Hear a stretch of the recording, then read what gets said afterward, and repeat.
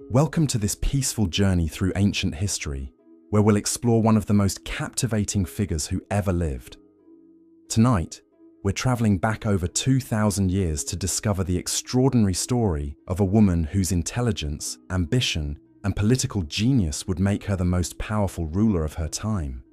Whether you're settling in for the night or simply looking to escape into the fascinating world of ancient Egypt, I'm grateful you've chosen to spend this time with us. I'd love to know where you're listening from tonight, what city or country, and what time it is as you press play.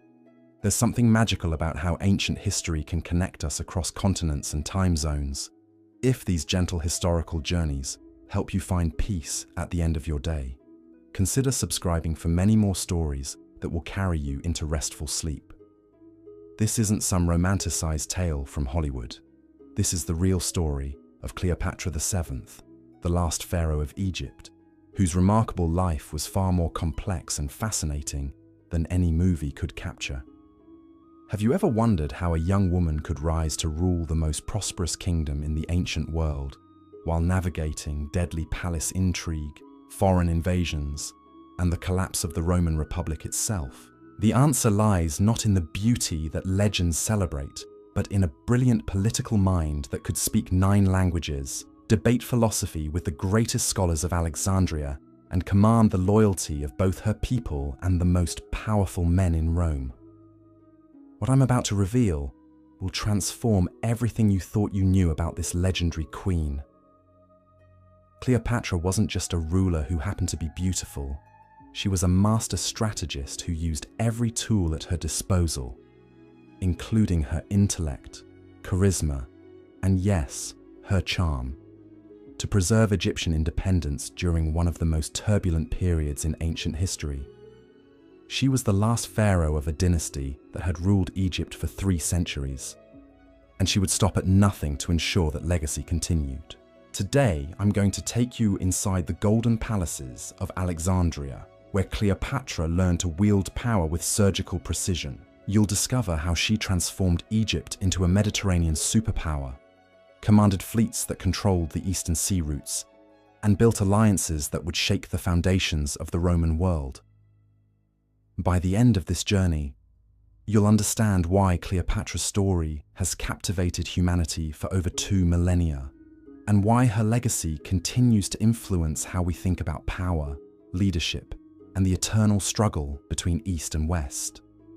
But before we witness her rise to ultimate authority, let me paint you the world into which Cleopatra was born. A world where the great powers of antiquity were locked in an endless dance of alliance and betrayal that would determine the fate of civilization itself. The year was 69 BCE, and the ancient world was experiencing unprecedented upheaval. The Roman Republic, which had spent centuries conquering the Mediterranean, was beginning to tear itself apart through civil wars and political chaos in the east. The remnants of Alexander's empire still commanded vast wealth and territory, while Egypt remained the most prosperous kingdom in the world, its capital Alexandria serving as the center of learning, trade, and culture. Into this world of shifting alliances and constant danger was born Cleopatra VII Philipata, daughter of Ptolemy XII, in the magnificent palace complex of Alexandria. Her birth name meant glory of the father, but she would forge a glory entirely her own that would eclipse that of any pharaoh who came before her.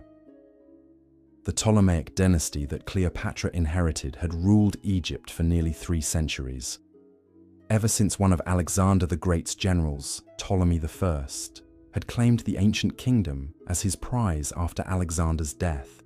For 13 generations, the Ptolemies had maintained their Greek identity while adopting the pharaonic traditions that legitimized their rule over the Egyptian people. Cleopatra's childhood was spent in the most magnificent city of the ancient world.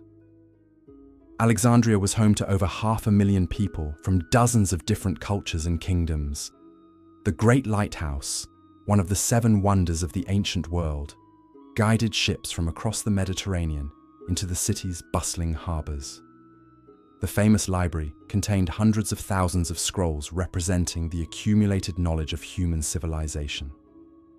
Greek philosophers debated in the marble halls alongside Egyptian priests and Jewish scholars. Roman merchants negotiated with Arabian traders, while African ambassadors conducted diplomatic business in the royal palace. This cosmopolitan environment would profoundly shape Cleopatra's worldview and her understanding of how to navigate between different cultures and political systems. From her earliest years, Cleopatra displayed an intelligence and determination that set her apart from her siblings. While most Ptolemaic rulers were content to speak only Greek and rely on interpreters for official business, Cleopatra made herself fluent in Egyptian, the first pharaoh in her dynasty to master the native language of her subjects. She would eventually speak 9 languages fluently, including Hebrew, Arabic, Ethiopian, and Latin. Her education was extraordinary, even by royal standards.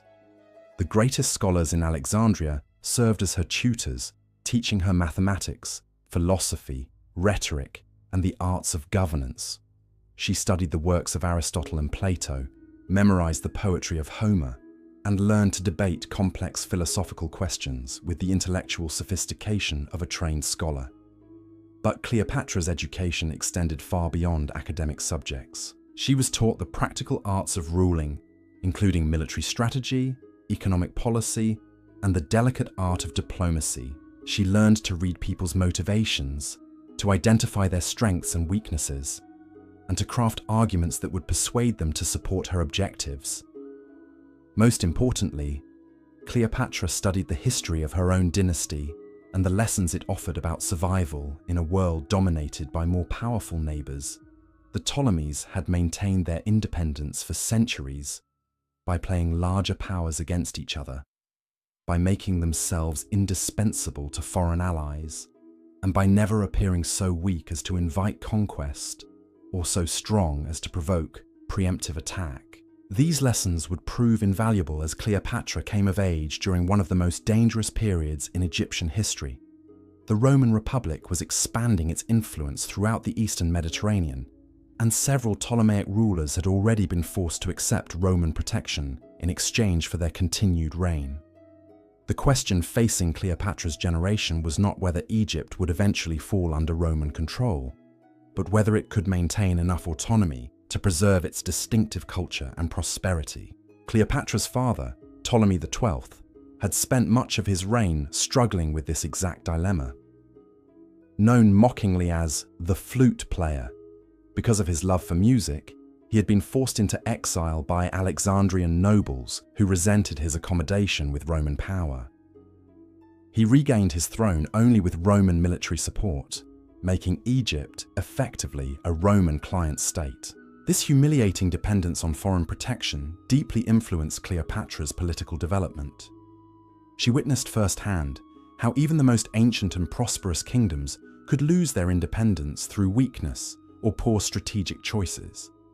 She observed how Roman politicians and generals viewed Eastern kingdoms as sources of wealth to be exploited, rather than as legitimate political entities deserving respect.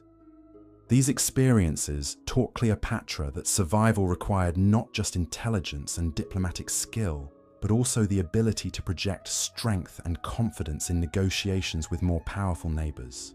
She would need to convince Romans that Egypt was valuable enough as an ally to be worth preserving, while simultaneously demonstrating that any attempt to annex the kingdom would be costly and difficult. The challenge was complicated by internal political dynamics within Egypt itself. The Ptolemaic court was riven by factional disputes, personal rivalries, and competing claims to royal succession. Palace intrigue was a constant threat as ambitious nobles, military commanders, and royal relatives plotted to advance their own interests at the expense of dynastic stability. Cleopatra learned to navigate these treacherous waters with remarkable skill for someone so young. She built relationships with key military officers who controlled the armies that defended Egypt's borders. She cultivated support among the priests who managed the temples that legitimized pharaonic authority in the eyes of the Egyptian people. Most crucially, she established connections with the scholars and administrators who actually ran the complex bureaucracy that governed one of the world's most populous and economically productive kingdoms.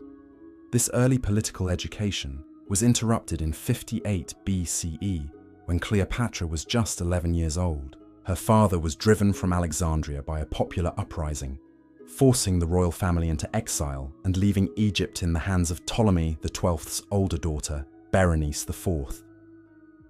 The experience of exile was traumatic for the young princess, but it also provided invaluable lessons about the fragility of political power and the importance of maintaining popular support. During the 3 years of exile, Cleopatra accompanied her father to Rome, where she observed the workings of the Republic at close range. She met the senators and generals who controlled Roman policy toward the Eastern Mediterranean, learning to understand their motivations, their factional disputes, and their individual personalities. She witnessed the corruption and violence that characterized Roman politics, but also the efficiency and ruthlessness that had made Rome the dominant power in the Mediterranean world. Most importantly, Cleopatra observed how her father negotiated for Roman support to regain his throne. She watched him promise tribute payments, trading concessions, and military cooperation in exchange for the legions that would restore him to power.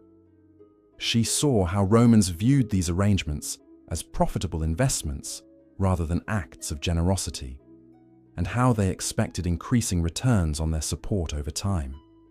These observations would prove crucial to Cleopatra's later success in dealing with Roman leaders. She understood that Romans respected strength and were attracted to wealth and luxury, but that they also had a practical appreciation for competent administration and reliable partnership. She learned that successful diplomacy with Rome required offering concrete benefits while projecting confidence and independence. The family returned to Alexandria in 55 BCE with Roman military support, and Ptolemy XII was restored to his throne. Berenice IV was executed, eliminating one potential rival to Cleopatra's eventual succession. But the restoration came at enormous cost. Both financial and political, Egypt was forced to pay massive tributes to Rome, and Roman troops remained stationed in Alexandria as a permanent reminder of the kingdom's dependent status. Cleopatra spent her teenage years learning to operate within this constrained environment. She could not openly oppose Roman influence without risking her dynasty's survival, but she also could not simply accept permanent subordination without losing the respect of her subjects and the independence that made Egypt worth ruling. Her solution was characteristically sophisticated and patient. She would work within the Roman system while gradually building Egypt's strength and her own political capabilities. She would demonstrate her value as an ally while preparing for the day when changed circumstances might allow greater independence. And she would master every skill necessary for successful leadership, from military strategy to economic policy to the subtle arts of personal persuasion. The opportunity to put these preparations to use came sooner than anyone expected, in ways that would test every aspect of Cleopatra's remarkable education and natural abilities. In 51 BCE, when Cleopatra was just 18 years old, her father Ptolemy XII died suddenly, leaving the throne of Egypt to his eldest surviving child. According to Ptolemaic tradition, she would rule jointly with her younger brother Ptolemy XIII, who was only 10 years old at the time. This co-rulership arrangement was designed to maintain dynastic legitimacy while ensuring that real power remained with the more experienced ruler. But from the moment of her coronation, Cleopatra faced challenges that would have overwhelmed a less prepared leader. The kingdom she inherited was burdened with enormous debts to Roman creditors. Its military was weakened by years of neglect, and its nobility was divided into factions that viewed the young queen with suspicion and opportunistic calculation. The economic situation was particularly dire. Egypt's legendary wealth had been steadily drained by tribute payments to Rome and the costs of maintaining Ptolemy XII's restoration. The annual flooding of the Nile, which provided the foundation for Egyptian agriculture, had been irregular in recent years, reducing crop yields and creating food shortages that threatened social stability. Cleopatra's response to these challenges revealed the political genius that would characterize her entire reign. Rather than attempting to address every problem simultaneously, she prioritized the issues that would have the greatest impact on her long-term ability to rule effectively. She understood that political survival required her to demonstrate competence quickly while building the coalitions necessary for sustained success. Her first priority was establishing her authority over the complex bureaucracy that actually governed Egypt. The Ptolemaic administrative system was one of the most sophisticated in the ancient world, with specialized departments managing everything from tax collection to temple maintenance to foreign trade. But this bureaucracy had grown accustomed to operating with minimal royal oversight, and many officials were more loyal to their own interests than to the crown. Cleopatra spent her first months as pharaoh conducting a systematic review of governmental operations, meeting with department heads, examining financial records, and evaluating the competence and loyalty of key personnel. This process allowed her to identify both the most capable administrators and those who might pose threats to her authority. She made strategic personnel changes that strengthened her control while improving governmental efficiency. Officials who demonstrated competence and loyalty were promoted to positions of greater responsibility. Those who appeared unreliable or potentially disloyal were transferred to less sensitive roles or removed entirely. The changes were implemented gradually to avoid disrupting essential services, but the cumulative effect was to place the entire governmental apparatus under direct royal control. Simultaneously, Cleopatra began addressing Egypt's financial crisis through a combination of economic reforms and diplomatic initiatives. She negotiated more favorable terms with Roman creditors, arguing that Egypt's long-term ability to repay its debts depended on maintaining sufficient resources for productive investment. She restructured internal taxation to reduce burdens on farmers and merchants, while ensuring adequate revenues for essential governmental functions. More innovatively, she launched new trading initiatives that capitalized on Egypt's strategic position between Africa, Asia, and Europe. Alexandria's ports were expanded and modernized to accommodate larger merchant vessels. New trade agreements were negotiated with kingdoms throughout the Mediterranean and beyond. The famous Egyptian grain exports were supplemented by luxury goods, manufactured products, and exotic materials from the African interior. These economic policies demonstrated Cleopatra's sophisticated understanding of how political power and economic prosperity reinforced each other. By strengthening Egypt's financial position, she reduced the kingdom's dependence on Roman support, while creating resources that could be used to build military capabilities and purchase diplomatic influence. But Cleopatra's most crucial early challenge involved managing the complex relationship with her younger brother and co-ruler. Ptolemy XIII was too young to govern effectively, but he was surrounded by ambitious advisors who saw the regency as an opportunity to advance their own interests. These advisors, led by the eunuch Pothinus and the general Achilles, began encouraging the young king to assert greater independence from his sister's authority. The tension between the royal siblings reflected deeper conflicts within Egyptian society about the kingdom's future direction. Cleopatra represented a more assertive approach that emphasized Egyptian independence and cultural distinctiveness. Her brother's faction favored closer accommodation with Roman power, arguing that survival required accepting permanent subordination in exchange for protection. These philosophical differences became practical conflicts over specific policy decisions. When Rome requested Egyptian military assistance for campaigns in other parts of the Mediterranean, Cleopatra wanted to negotiate conditions that would benefit Egypt's interests. Her brother's advisors preferred to comply immediately with Roman demands, viewing cooperation as the safest path to continued rule. The dispute intensified when news arrived that civil war had erupted in Rome itself. Julius Caesar and Pompey the Great, the two most powerful men in the Roman world, were leading armies against each other, in a conflict that would determine the future of the Republic. Both sides were seeking support from client kingdoms throughout the Eastern Mediterranean, creating opportunities for Egyptian diplomacy, but also enormous risks. Cleopatra recognized that this Roman civil war represented both the greatest danger and the greatest opportunity her kingdom had faced in generations. If she chose the winning side, Egypt could potentially gain greater independence and more favorable terms in its relationship with Rome. But if she backed the losing faction, the consequences could include invasion, conquest, and the complete destruction of the Ptolemaic dynasty.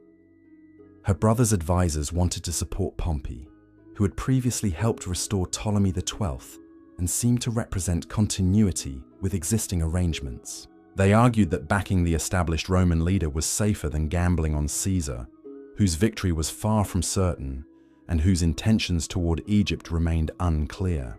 But Cleopatra's analysis of the situation was characteristically more sophisticated. She had studied both men during her time in Rome and understood their different approaches to governing conquered territories. Pompey represented the traditional Roman aristocracy, which viewed Eastern kingdoms primarily as sources of wealth to be exploited. Caesar, despite his reputation for ruthlessness, had shown greater flexibility in his dealings with foreign peoples and seemed more interested in building sustainable alliances than in simple extraction. More importantly, Cleopatra's intelligence networks provided her with better information about the military situation than her brother's advisors possessed. Her sources suggested that Caesar's forces were better organized and more motivated than Pompey's, despite being outnumbered. She believed that Caesar's innovative military tactics and the loyalty he commanded from his veteran legions gave him significant advantages that traditional Roman observers were failing to recognize. The disagreement over Roman policy created an irreconcilable split between the royal siblings that would ultimately determine the fate of the dynasty Ptolemy. The 13th's advisors convinced him that his sister's policies were dangerous to Egypt's survival and that he should assert his authority as the senior male ruler. In 48 BCE, they orchestrated a palace coup that forced Cleopatra to flee Alexandria and seek refuge in the countryside. This exile represented the greatest crisis of Cleopatra's young life, but it also provided the opportunity that would establish her as one of history's most remarkable rulers. Rather than accepting defeat or negotiating a compromise that would leave her brother's faction in control, she chose to bet everything on a strategy so audacious that even her closest supporters questioned her judgment. She would seek a personal alliance with Julius Caesar himself, the most powerful and dangerous man in the Roman world. The decision required her to travel secretly across the Mediterranean, penetrate Roman military lines, and gain access to Caesar while he was conducting active military operations. If successful, the alliance could restore her to power and transform Egypt's relationship with Rome. If it failed, she would likely face execution as a traitor to Roman interests. The journey that would change the course of ancient history began on a moonless night in the autumn of 48 BCE, when Cleopatra and a small group of loyal supporters boarded a merchant vessel in a remote harbour along Egypt's Mediterranean coast. Their destination was Alexandria, where Caesar had recently arrived with his legions after defeating Pompey's forces at the Battle of Pharsalus. The voyage was extraordinarily dangerous. Roman naval patrols controlled the waters around Alexandria, and Ptolemy, the 13th's forces were actively searching for the exiled queen. Discovery would mean immediate capture and probable execution. But Cleopatra had spent months planning every detail of the operation, using her knowledge of Mediterranean trading routes and her connections with merchant families to arrange safe passage. The ship that carried her was disguised as a routine commercial vessel, transporting textiles and luxury goods to Alexandria's markets. Cleopatra herself was hidden among the cargo, concealed in a way that would later become the subject of countless legends and artistic representations. The specific details of her concealment remain debated by historians, But what matters is that the deception succeeded. Under cover of darkness, the ship entered Alexandria's harbour and docked at a wharf controlled by merchants loyal to Cleopatra's cause. From there, she was smuggled into the palace complex where Caesar had established his headquarters, using secret passages and loyal servants to avoid detection by her brother's guards and Roman sentries. The moment when Cleopatra revealed herself to Julius Caesar would become one of the most famous encounters in ancient history, though the actual details remain shrouded in legend and political propaganda. What is certain is that the meeting between the 21-year-old Egyptian queen and the 52-year-old Roman general would forge an alliance that would reshape the Mediterranean world and determine the fate of both their nations. Caesar was immediately impressed by Cleopatra's intelligence, courage, and political sophistication. Here was a young woman who had risked everything on a desperate gamble to regain her throne, demonstrating exactly the kind of boldness and strategic thinking that he valued in both allies and opponents. More importantly, she offered him something he desperately needed: the wealth and resources of Egypt to support his continuing campaigns against his Roman rivals. The alliance that emerged from their negotiations was based on mutual benefit rather than simple romance, though personal attraction certainly played a role in their relationship. Caesar agreed to restore Cleopatra to the Egyptian throne and provide Roman military support against her brother's faction. In exchange, she would provide Egypt's resources to support Caesar's political objectives and ensure Egyptian cooperation with Roman strategic interests. But implementing this agreement required Caesar and Cleopatra to overcome significant military and political obstacles that would test both their strategic capabilities and their commitment to their partnership. The first challenge they faced was immediate and deadly. Ptolemy XIII's advisors had no intention of allowing their carefully orchestrated coup to be reversed by Roman intervention. Within hours of Cleopatra's arrival at the palace, Pothinus and Achillas mobilized the 20,000 troops of the Egyptian royal guard surrounding the palace complex and demanding that Caesar surrender the exiled queen to face judgment for her alleged crimes against the legitimate pharaoh. Caesar found himself in an extraordinarily precarious position. His own forces in Alexandria numbered fewer than 4,000 legionnaires, vastly outnumbered by the Egyptian army that now controlled the city's streets and harbors. His ships were trapped in the harbor by a hostile fleet, and his supply lines back to Rome were completely severed. Any conventional military assessment would have concluded that his situation was hopeless. But Caesar had not conquered Gaul and defeated Pompey through conventional thinking. He recognized that the crisis in Alexandria represented an opportunity to demonstrate Roman power and resolve to the entire Eastern Mediterranean. If he could emerge victorious despite overwhelming odds, every client kingdom from Syria to Cyprus would understand that Roman friendship was worth preserving and Roman enmity was too dangerous to risk. His response to the Egyptian ultimatum was characteristically audacious. Rather than negotiating or seeking a face-saving compromise, Caesar declared that as a Roman consul, he had the authority to arbitrate disputes within Egypt's royal family. He announced that both Cleopatra and Ptolemy XIII would present their cases before him, and he would render a decision that would be binding on all parties.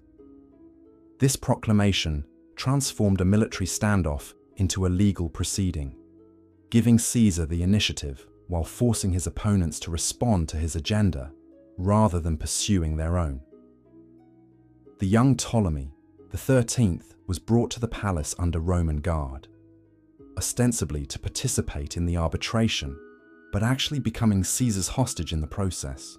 The proceedings that followed were a masterpiece of political theatre that demonstrated both Caesar's diplomatic skill and Cleopatra's remarkable ability to present her case persuasively.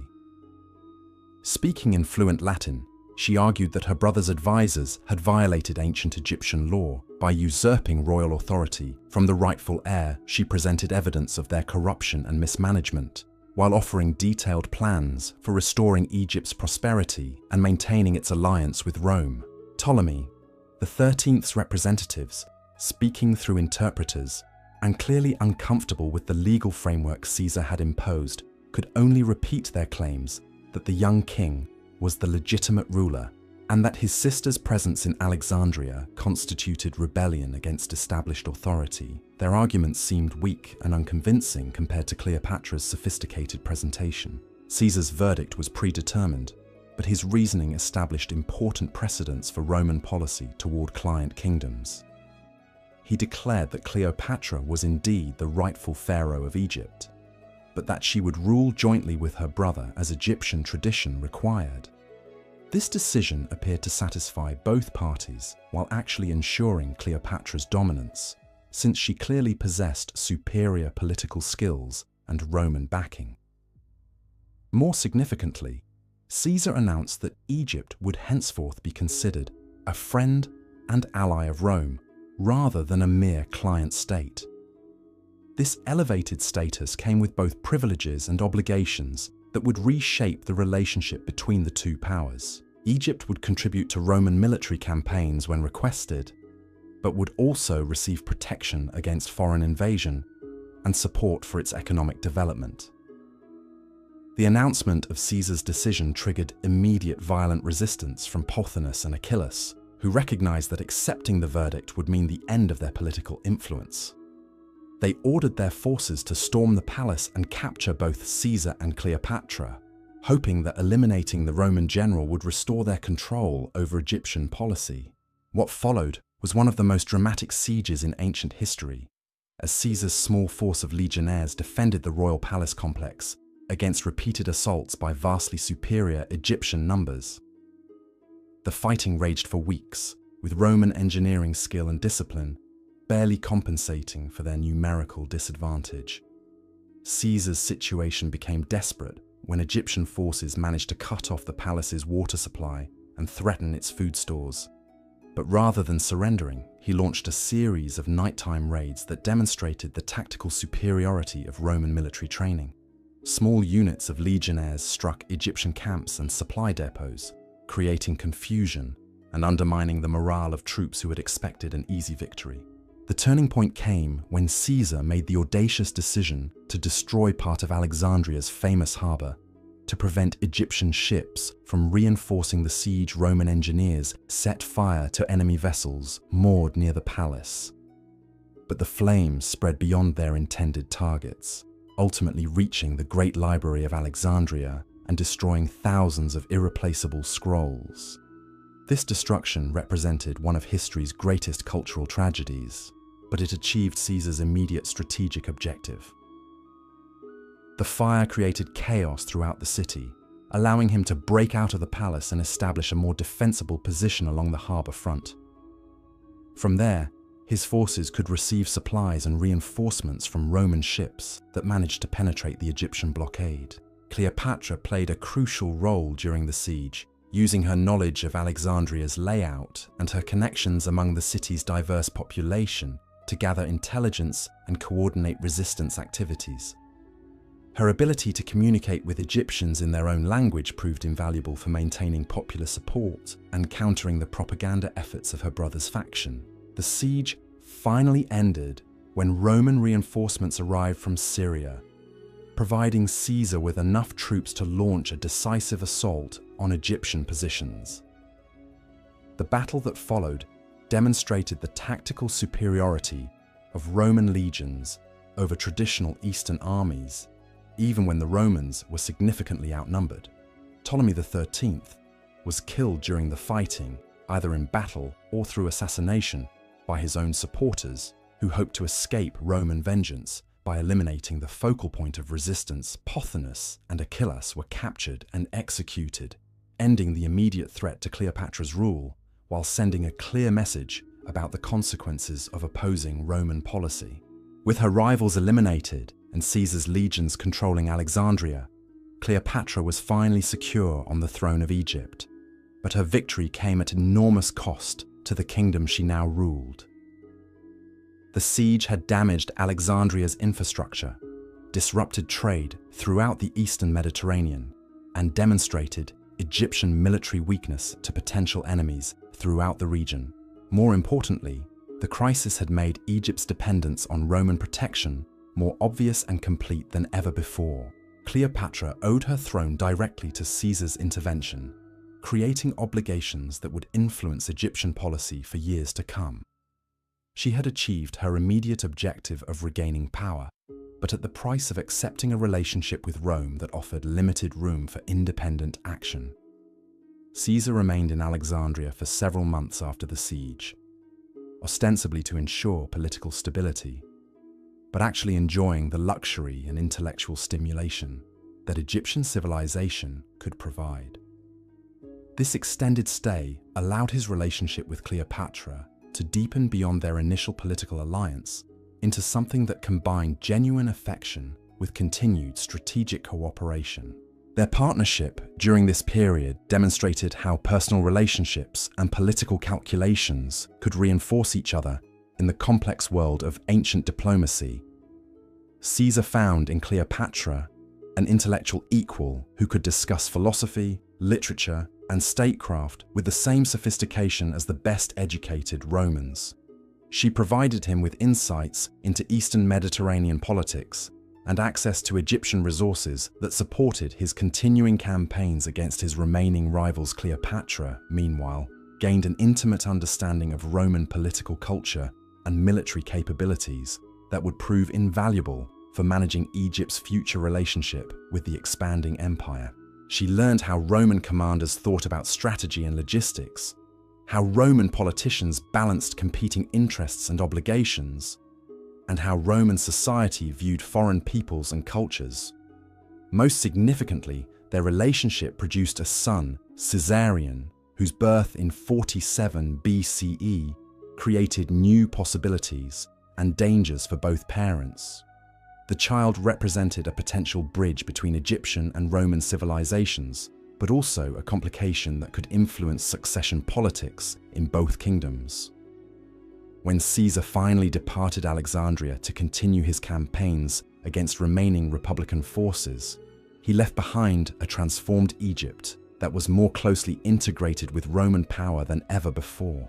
But he also left Cleopatra with the knowledge, resources, and political connections necessary to navigate the complex challenges that lay ahead.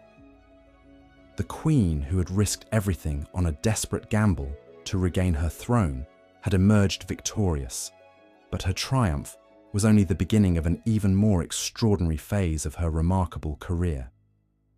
The alliance with Caesar had restored her to power and demonstrated her political capabilities to the entire Mediterranean world.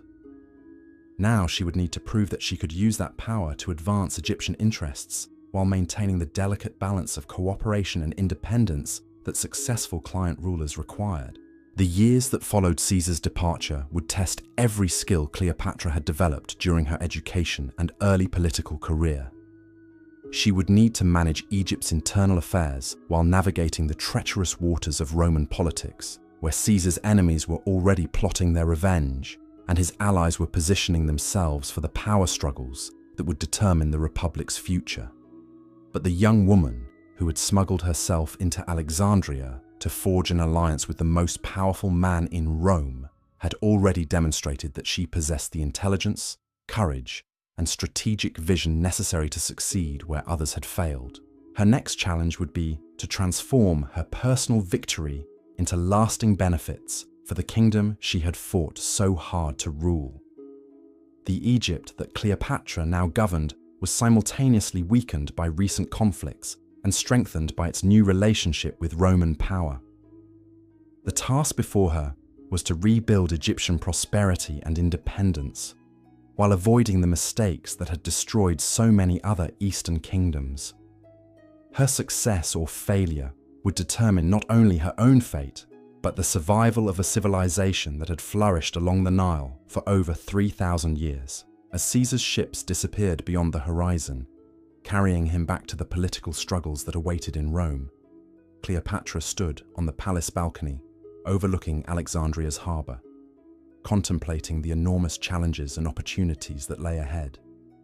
She had won the first phase of her struggle for power, but the most difficult tests of her reign were yet to come. The woman who would become history's most famous queen was about to embark on the next stage of a journey that would take her from the palaces of Alexandria to the halls of Roman power, from the battlefields of the Eastern Mediterranean to the chambers where the fate of the ancient world would be decided. The months following Caesar's departure from Alexandria marked a crucial period in Cleopatra's development as a ruler. No longer could she rely on the immediate presence of Roman legions to enforce her authority, or the dramatic circumstances of a siege to unite her supporters. Instead, she faced the more complex challenge of governing effectively during peacetime, while building the foundations for Egypt's long-term prosperity and security. Her first priority was rebuilding the administrative systems that had been disrupted during the civil conflict with her brother. The palace bureaucracy had suffered significant losses during the siege, with many experienced officials either killed in the fighting or fled to avoid association with the losing faction. Cleopatra needed to replace these personnel while ensuring that the new appointees possessed both the competence to manage complex governmental functions and the loyalty to support her vision for Egypt's future. The process of administrative reconstruction revealed Cleopatra's sophisticated understanding of how power actually functioned within the Ptolemaic system. Rather than simply promoting existing officials or appointing personal favorites, she conducted systematic evaluations of candidates that considered their technical skills, their political reliability, and their ability to work effectively within the collaborative framework she was establishing. She created new positions that allowed talented individuals from diverse backgrounds to contribute to governmental operations. Greek scholars were appointed to manage diplomatic correspondence and foreign policy analysis. Egyptian priests were given expanded roles in provincial administration, recognizing their influence with local populations and their knowledge of regional conditions. Even some Roman residents of Alexandria were incorporated into advisory positions, where their understanding of Roman political culture could benefit Egyptian interests. This inclusive approach to governmental staffing served multiple strategic purposes beyond simply filling vacant positions. It demonstrated Cleopatra's commitment to representing all segments of Egyptian society, rather than favoring particular ethnic or social groups. It created a broader base of political support for her regime by providing advancement opportunities for talented individuals who might otherwise have remained excluded from positions of influence. Most importantly, the diverse composition of her administration provided Cleopatra with multiple perspectives on policy challenges and potential solutions. When considering diplomatic initiatives or economic reforms, she could draw upon advisors who understood different aspects of the complex environment in which Egypt operated. The economic reconstruction of Egypt required even more careful planning and innovative thinking. The recent conflicts had disrupted trade routes throughout the Eastern Mediterranean, reducing the commercial revenues that formed the backbone of Egyptian prosperity. Agricultural production had suffered from the diversion of resources to military operations, while the costs of rebuilding damaged infrastructure strained the royal treasury. Cleopatra's response to these economic challenges demonstrated the practical education she had received in governmental finance and commercial policy. Rather than attempting to restore pre-war conditions exactly as they had existed, she used the disruption as an opportunity to implement improvements that would strengthen Egypt's long-term competitive position. She initiated ambitious infrastructure projects that would enhance Egypt's capacity to serve as the commercial hub of the Eastern Mediterranean. The Great Harbour of Alexandria was expanded and modernized with new docking facilities that could accommodate the larger merchant vessels that were becoming standard for long-distance trade. Storage warehouses were constructed with improved designs that reduced spoilage and theft while increasing the volume of goods that could be efficiently processed. The famous lighthouse of Alexandria, damaged during the recent siege, was not merely repaired, but enhanced with new signaling capabilities that could guide ships safely to harbour even during severe weather conditions. This improvement made Alexandria more attractive to merchant captains while reducing the insurance costs that added to the price of goods traded through Egyptian ports. Beyond these physical improvements, Cleopatra implemented administrative reforms that streamlined commercial procedures and reduced the bureaucratic obstacles that had previously discouraged some traders from conducting business in Egypt. New standardized contracts simplified negotiations between Egyptian merchants and foreign trading partners. Dispute resolution procedures were established that could handle commercial disagreements quickly and fairly, reducing the uncertainty that made some business relationships unprofitable. The agricultural sector, which remained the foundation of Egyptian wealth, received particular attention in Cleopatra's reconstruction program. She invested royal resources in improving irrigation systems throughout the Nile Valley, ensuring that farmers could maximize their productivity during both normal flood years and periods when the river's annual inundation was less generous than usual. New crop varieties were introduced that could produce higher yields or grow successfully in marginal conditions. Agricultural techniques were improved through systematic experimentation and the sharing of successful innovations between different regions of the kingdom. Storage and transportation systems were enhanced to reduce losses during harvest and distribution. These agricultural improvements served both economic and political purposes. By increasing rural prosperity, they strengthened popular support for Cleopatra's regime among the Egyptian farmers, who constituted the majority of her subjects. The increased production also provided more resources for export, generating the foreign currency earnings that Egypt needed to purchase military equipment and luxury goods from other parts of the Mediterranean world. While focusing on internal reconstruction, Cleopatra also needed to manage Egypt's external relationships in a rapidly changing international environment. Caesar's victory in the Roman Civil War had established him as the dominant figure in Mediterranean politics, but his position was not yet completely secure.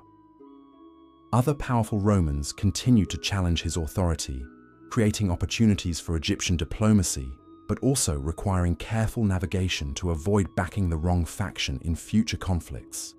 Cleopatra maintained regular correspondence with Caesar, providing him with intelligence about political developments throughout the Eastern Mediterranean while seeking his advice on policy matters that might affect Roman interests. These communications served the practical purpose of coordinating Egyptian and Roman policies, but they also maintained the personal relationship that had proven so beneficial for both parties. More subtly, Cleopatra began cultivating relationships with other influential Romans who might play important roles in future political developments. She hosted visiting Roman senators and businessmen in Alexandria, demonstrating Egyptian hospitality while gathering information about the factional disputes and personal rivalries that drove Roman politics. These diplomatic efforts required Cleopatra to master the complex etiquette and cultural expectations that governed interactions between Romans and Eastern rulers. She needed to project appropriate respect for Roman power while maintaining the dignity befitting a pharaoh of Egypt. She had to offer valuable benefits to potential Roman allies without appearing desperate or overly subservient. The delicate balance she maintained during this period revealed her growing mastery of international diplomacy. Roman visitors to Alexandria found themselves impressed by her intelligence and cultural sophistication, while also recognizing that Egypt under her leadership could be a valuable partner for Roman interests in the Eastern Mediterranean. Cleopatra's diplomatic skills were tested more severely when news arrived that opposition to Caesar was crystallizing among Roman senators, who viewed his growing power as a threat to traditional republican institutions. The conspiracy that was forming included some of the most prominent names in Roman politics, suggesting that Caesar might face challenges even more serious than those he had already overcome. This development created both opportunities and dangers for Egyptian policy. If Caesar's enemies succeeded in removing him from power, Cleopatra would need alternative sources of Roman support to maintain her position. But if she appeared to be hedging her bets by cultivating relationships with Caesar's opponents, she might be seen as disloyal by the man who had restored her to the throne. Her solution to this dilemma demonstrated the political maturity she had developed during her years of exile and struggle. Rather than choosing sides prematurely, she positioned Egypt as a valuable ally for Roman stability in general, regardless of which particular leaders ultimately controlled Roman policy. She emphasized Egypt's contributions to Mediterranean commerce, its strategic location for military operations, and its cultural achievements that enhanced the prestige of Roman civilization. This approach allowed her to maintain relationships with multiple Roman factions while avoiding commitments that might prove problematic if political circumstances changed. She could offer friendship and cooperation to any Roman leader who respected Egyptian interests, while reserving the right to withdraw support from those who threatened Egypt's security or prosperity. The wisdom of this strategy became apparent in March of 44 BCE, when shocking news reached Alexandria that would transform the entire Mediterranean political landscape. Julius Caesar, the man who had restored Cleopatra to her throne and fathered her son, had been assassinated in the Roman Senate by a conspiracy of senators led by Marcus Brutus and Gaius Cassius. The assassination of Caesar created immediate crisis for Cleopatra and Egypt. Her most powerful protector was dead, her son was now fatherless, and her kingdom's future relationship with Rome was thrown into complete uncertainty. The conspirators who had killed Caesar might view Egypt as a hostile state that needed to be brought under closer Roman control. Alternatively, Caesar's supporters might blame Egypt for failing to provide adequate warning about the plot against their leader. Even more dangerous was the possibility that Caesar's death would trigger another Roman civil war that could devastate the Eastern Mediterranean. If competing Roman factions began fighting for control of the Republic, Egypt might be forced to choose sides in a conflict where the wrong choice could result in invasion and conquest. Cleopatra's response to Caesar's assassination revealed both her emotional resilience and her strategic sophistication. Despite the personal loss and political upheaval, she immediately began adapting Egyptian policy to the new realities created by his death. She understood that survival required quick thinking and decisive action rather than prolonged mourning or passive waiting for events to unfold. Her first priority was ensuring the immediate security of her own position and that of her son. Caesarion's existence made him both a valuable asset and a dangerous liability in the complex political environment that was emerging in Rome.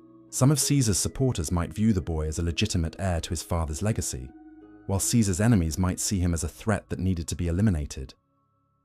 Cleopatra increased security around the palace and established contingency plans for protecting Caesarion if circumstances required his removal from Alexandria. She also began quietly moving royal treasury assets to secure locations outside Egypt, creating financial reserves that could support resistance or exile if her regime faced serious threats. Simultaneously, she launched a comprehensive intelligence-gathering effort to understand the political situation developing in Rome. Egyptian merchants, diplomats, and scholars throughout the Mediterranean were instructed to report on political developments, military movements, and the positions being taken by various Roman leaders regarding Egypt and other Eastern kingdoms. This intelligence network provided Cleopatra with better information about Roman politics than many Romans possessed themselves.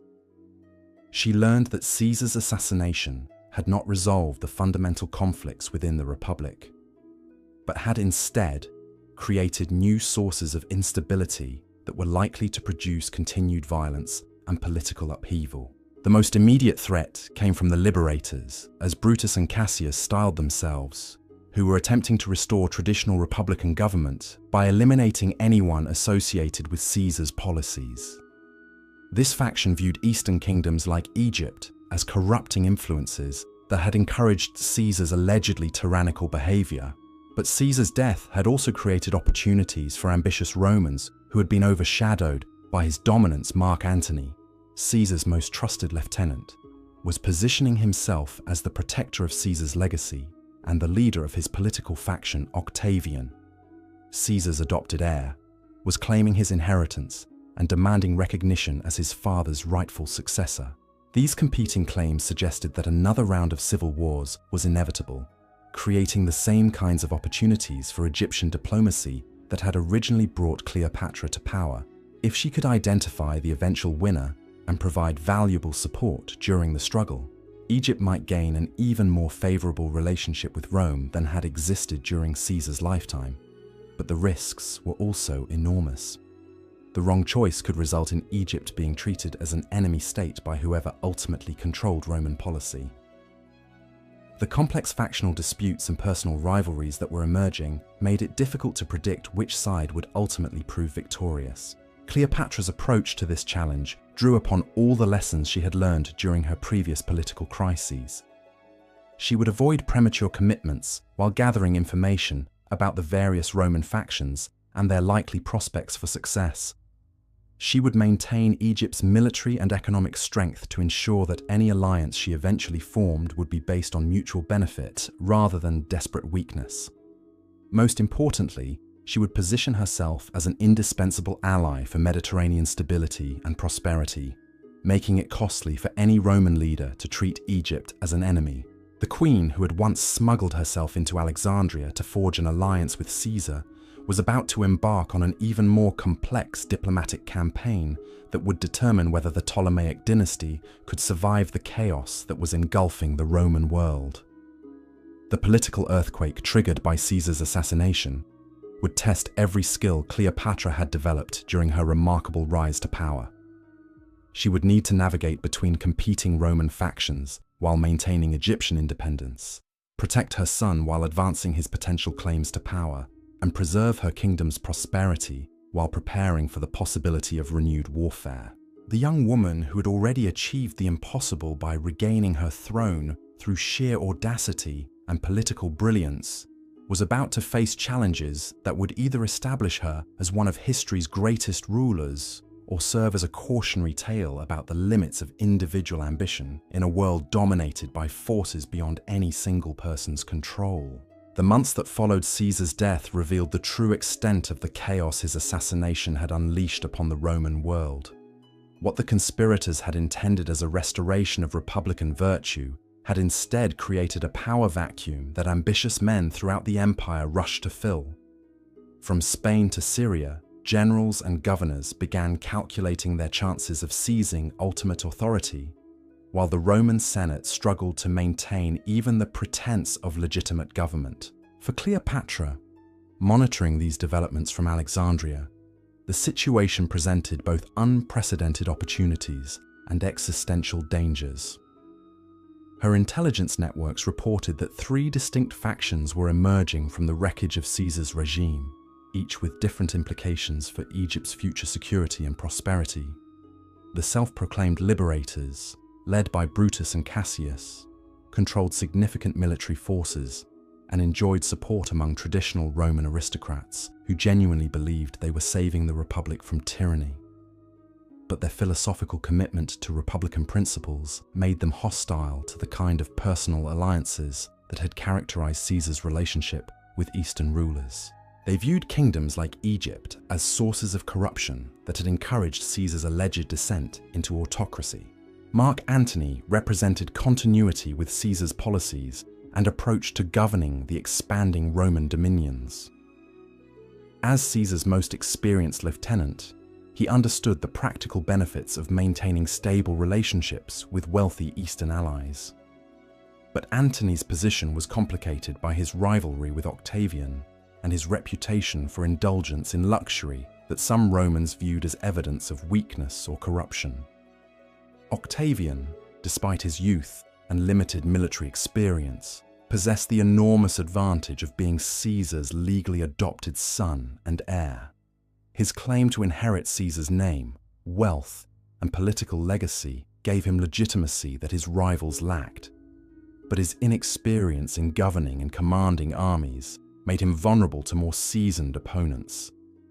Cleopatra's analysis of these competing factions revealed her sophisticated understanding of Roman political psychology. She recognized that each group offered different advantages and disadvantages for Egyptian interests. and that the eventual winner would likely emerge from a process of elimination that could take years to complete. Rather than choosing sides immediately, she decided to position Egypt as a valuable prize for whichever faction ultimately proved victorious. This strategy required her to maintain her kingdom's military strength, economic prosperity, and political independence while avoiding actions that would make permanent enemies of any potential Roman leaders. The approach she developed during this period demonstrated how personal relationships and strategic calculations could be separated when necessary.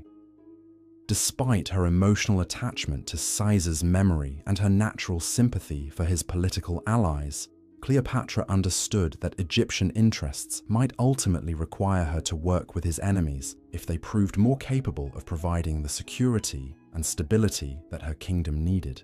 Her first concrete test came when Brutus and Cassius began demanding military support from Eastern kingdoms for their campaign against Caesar's supporters. The liberators argued that all legitimate governments had an obligation to help restore republican institutions by defeating the would-be tyrants who threatened Roman liberty. The request placed Cleopatra in an extraordinarily difficult position. Refusing to provide support could be interpreted as an act of hostility that might justify military action against Egypt, but providing assistance to Caesar's assassins would constitute a betrayal of the man who had restored her to power and fathered her son. Her response revealed the diplomatic skills she had honed during years of navigating complex political situations. Rather than giving a direct answer to the military assistance request, she launched into detailed discussions about Egypt's current security challenges and financial obligations that made immediate military cooperation problematic. She explained that Egypt was still recovering from the recent civil conflict and needed to maintain adequate forces for defending its own territory against potential threats from neighboring kingdoms. She noted that the kingdom's treasury was committed to reconstruction projects that were essential for maintaining the economic stability that made Egypt a valuable ally for any Roman faction. Most skillfully, she expressed philosophical support for the liberators' objectives, while questioning whether their military strategy was likely to achieve the restoration of republican government they claimed to seek. She suggested that premature military action might actually strengthen their opponents by creating the appearance of a foreign conspiracy against legitimate Roman authority. This response allowed Cleopatra to avoid making immediate commitments while gathering more information about the developing situation. The liberators were forced to accept her explanations without being able to claim that she had definitively refused their requests. Meanwhile, she gained valuable time to observe how the various Roman factions were positioning themselves for the conflicts that lay ahead. Her intelligence networks were reporting increasingly disturbing information about the military preparations being undertaken by all sides in the developing Roman civil war. Brutus and Cassius were recruiting troops throughout the eastern provinces while demanding financial contributions from cities and kingdoms that had previously enjoyed favorable relationships with Rome. Mark Antony was building his own military coalition while attempting to forge a working relationship with Octavian that would allow Caesar's supporters to present a united front against their enemies. The negotiations between these two ambitious men were proceeding slowly and with obvious mutual suspicion, but their success or failure would determine the balance of forces in any future conflict. Octavian was demonstrating political skills that surprised observers who had dismissed him as an inexperienced youth trading on his adoptive father's reputation. He was systematically building support among Caesar's veteran soldiers while cultivating relationships with senators who had been neutral during the initial crisis following the assassination. Most ominously for Egypt's security, all of the competing factions were viewing Eastern kingdoms as potential sources of the wealth and military support they needed for their campaigns against each other. The days when Egypt could maintain its independence through careful neutrality were clearly ending, replaced by a situation where active partnership with one side or another would become unavoidable. Cleopatra understood that delay could only postpone rather than prevent the difficult choices that lay ahead. But she also recognized that premature action could prove even more dangerous than continued neutrality. The key was identifying the moment when the balance of forces had shifted sufficiently to make a reasonably confident prediction about the likely outcome of the Roman power struggle. That moment arrived in the autumn of 43 BCE, when news reached Alexandria that would fundamentally alter Cleopatra's strategic calculations.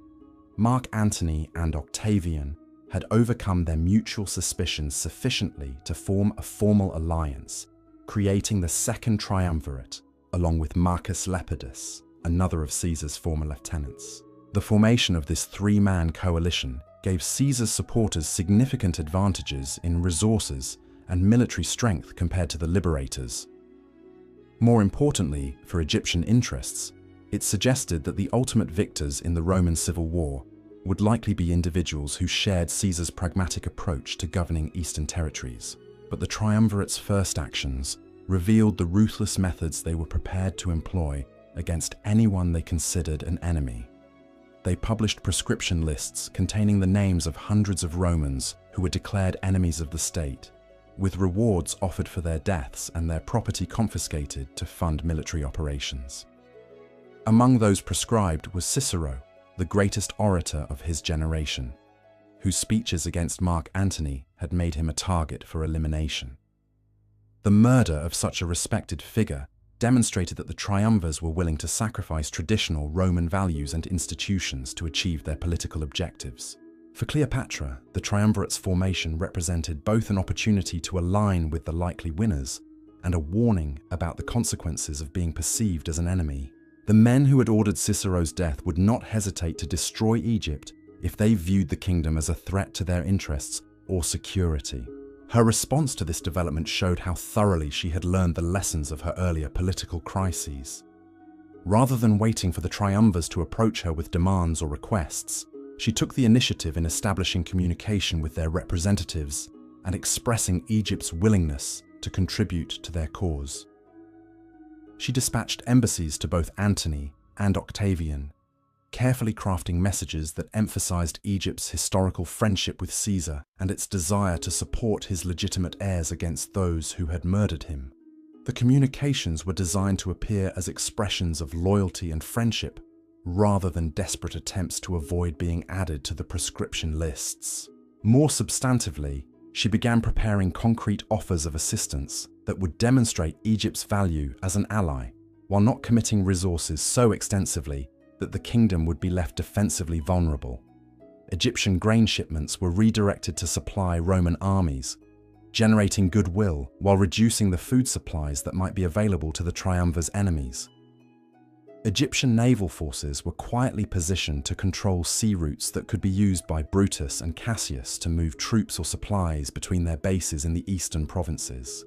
These deployments were presented as routine security measures, but their strategic implications were clear to anyone familiar with Mediterranean maritime operations. Most importantly, Cleopatra opened negotiations for providing direct financial support to the triumvirate's military operations. Egypt's legendary wealth could fund the purchase of equipment, the hiring of mercenaries, and the construction of siege engines that would give the triumvirs decisive advantages in their campaigns against the liberators. These initiatives required Cleopatra to overcome significant domestic opposition from Egyptian nobles and advisors who questioned the wisdom of involving their kingdom so directly in Roman political conflicts.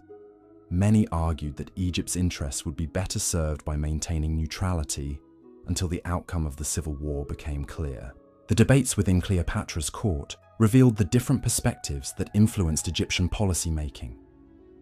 During this crucial period, conservative advisors emphasized the risks of backing the wrong side in a conflict where miscalculation could result in conquest and the destruction of the Ptolemaic dynasty. Military commanders worried that committing Egyptian resources to support Roman operations would leave the kingdom vulnerable to attack from traditional enemies, who might view the civil war as an opportunity to settle old scores or seize valuable territory. Economic advisors calculated the enormous costs of supporting Roman military operations while maintaining Egypt's own defensive capabilities and continuing the internal reconstruction projects that were essential for long-term prosperity. But Cleopatra's analysis of the situation convinced her that the risks of neutrality were greater than the dangers of active involvement. She understood that the triumvirs viewed kingdoms that remained neutral as potential enemies who could not be trusted with important strategic responsibilities. More importantly, she recognized that this civil war represented Egypt's best opportunity in generations to forge a relationship with Rome based on genuine partnership rather than subordination. If she could demonstrate Egypt's value during the triumvir's struggle for power, she might be able to negotiate terms that would preserve Egyptian independence while providing the security that had become essential for survival in the Roman-dominated Mediterranean. Her decision to support the triumvirate was also influenced by intelligence reports suggesting that Brutus and Cassius were planning to establish more direct Roman control over Eastern kingdoms, regardless of whether those kingdoms had supported their cause. The liberators' commitment to traditional republican values apparently included opposition to the autonomous client relationships that had allowed places like Egypt to maintain their distinctive institutions and cultural practices. The choice between supporting the triumvirs or remaining neutral was therefore not really a choice between involvement and non-involvement in Roman affairs.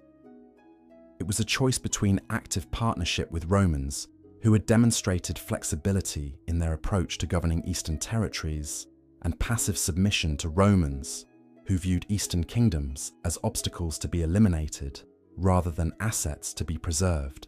Cleopatra's commitment to supporting the triumvirate was formalized through a series of agreements negotiated during the winter of 43 BCE. Egyptian representatives met with Roman officials in Cyprus and Rhodes to establish the specific terms under which Egypt would contribute to the campaign against Brutus and Cassius. The agreements that emerged from these negotiations represented a significant evolution in Egypt's relationship with Rome. Unlike the previous arrangements that had characterized Egypt as a client state, providing tribute in exchange for protection, the new agreements treated Egypt as an allied kingdom, contributing to joint military operations for mutual benefit. Egypt would provide naval forces, financial resources, and logistical support for Roman operations in the Eastern Mediterranean. In exchange, the triumvirs guaranteed Egyptian territorial integrity, promised to consult with Cleopatra on policy matters affecting the eastern provinces, and agreed to recognize Caesarion as a legitimate member of Caesar's family with potential claims to inheritance. This last provision was particularly significant because it represented the first formal Roman recognition of Cleopatra's son's paternity and political status. The acknowledgement created new possibilities for Caesarion's future, while also providing him with protection against those who might view him as a threat to Roman stability. The implementation of these agreements required Cleopatra to mobilize Egyptian resources on a scale not seen since the great military campaigns of the early Ptolemaic period. Ships were assembled and equipped for extended naval operations. Treasure was gathered from temples and royal storehouses to fund Roman military expenses, and diplomatic representatives were dispatched to coordinate Egyptian activities with Roman strategic planning. But the most crucial aspect of Egypt's contribution to the triumvir's cause would be Cleopatra's personal involvement in the campaign against Brutus and Cassius. The agreement specified that she would personally command Egyptian naval forces during the decisive battle that would determine the fate of the Roman Republic. This provision transformed Cleopatra from a distant ally providing support for Roman operations into an active participant in the military campaign that would reshape Mediterranean politics. Her success or failure during the upcoming battle would determine not only the outcome of the Roman civil war, but also her own position as one of the most powerful rulers in the ancient world. The queen who had once risked everything to forge an alliance with Julius Caesar was about to stake her kingdom's future on an even more audacious gamble. She would lead Egyptian forces into battle alongside Roman legions, commanding ships and sailors whose performance could determine whether the triumvirate succeeded in establishing their authority over the entire Roman world.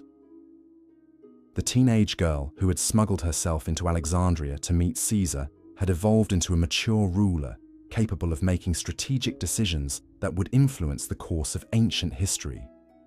But the greatest test of her political and military capabilities still lay ahead in the waters off the coast of Greece, where the fate of both Egypt and Rome would be decided in a single climactic confrontation.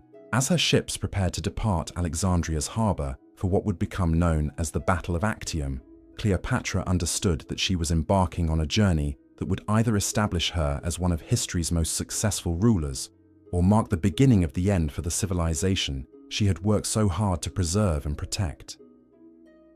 The warm Mediterranean breeze that filled her sails as the Egyptian fleet departed carried with it the hopes and fears of a kingdom whose survival now depended entirely on the political and military skills of the remarkable woman who had transformed herself from powerless exile into the most influential queen of the ancient world.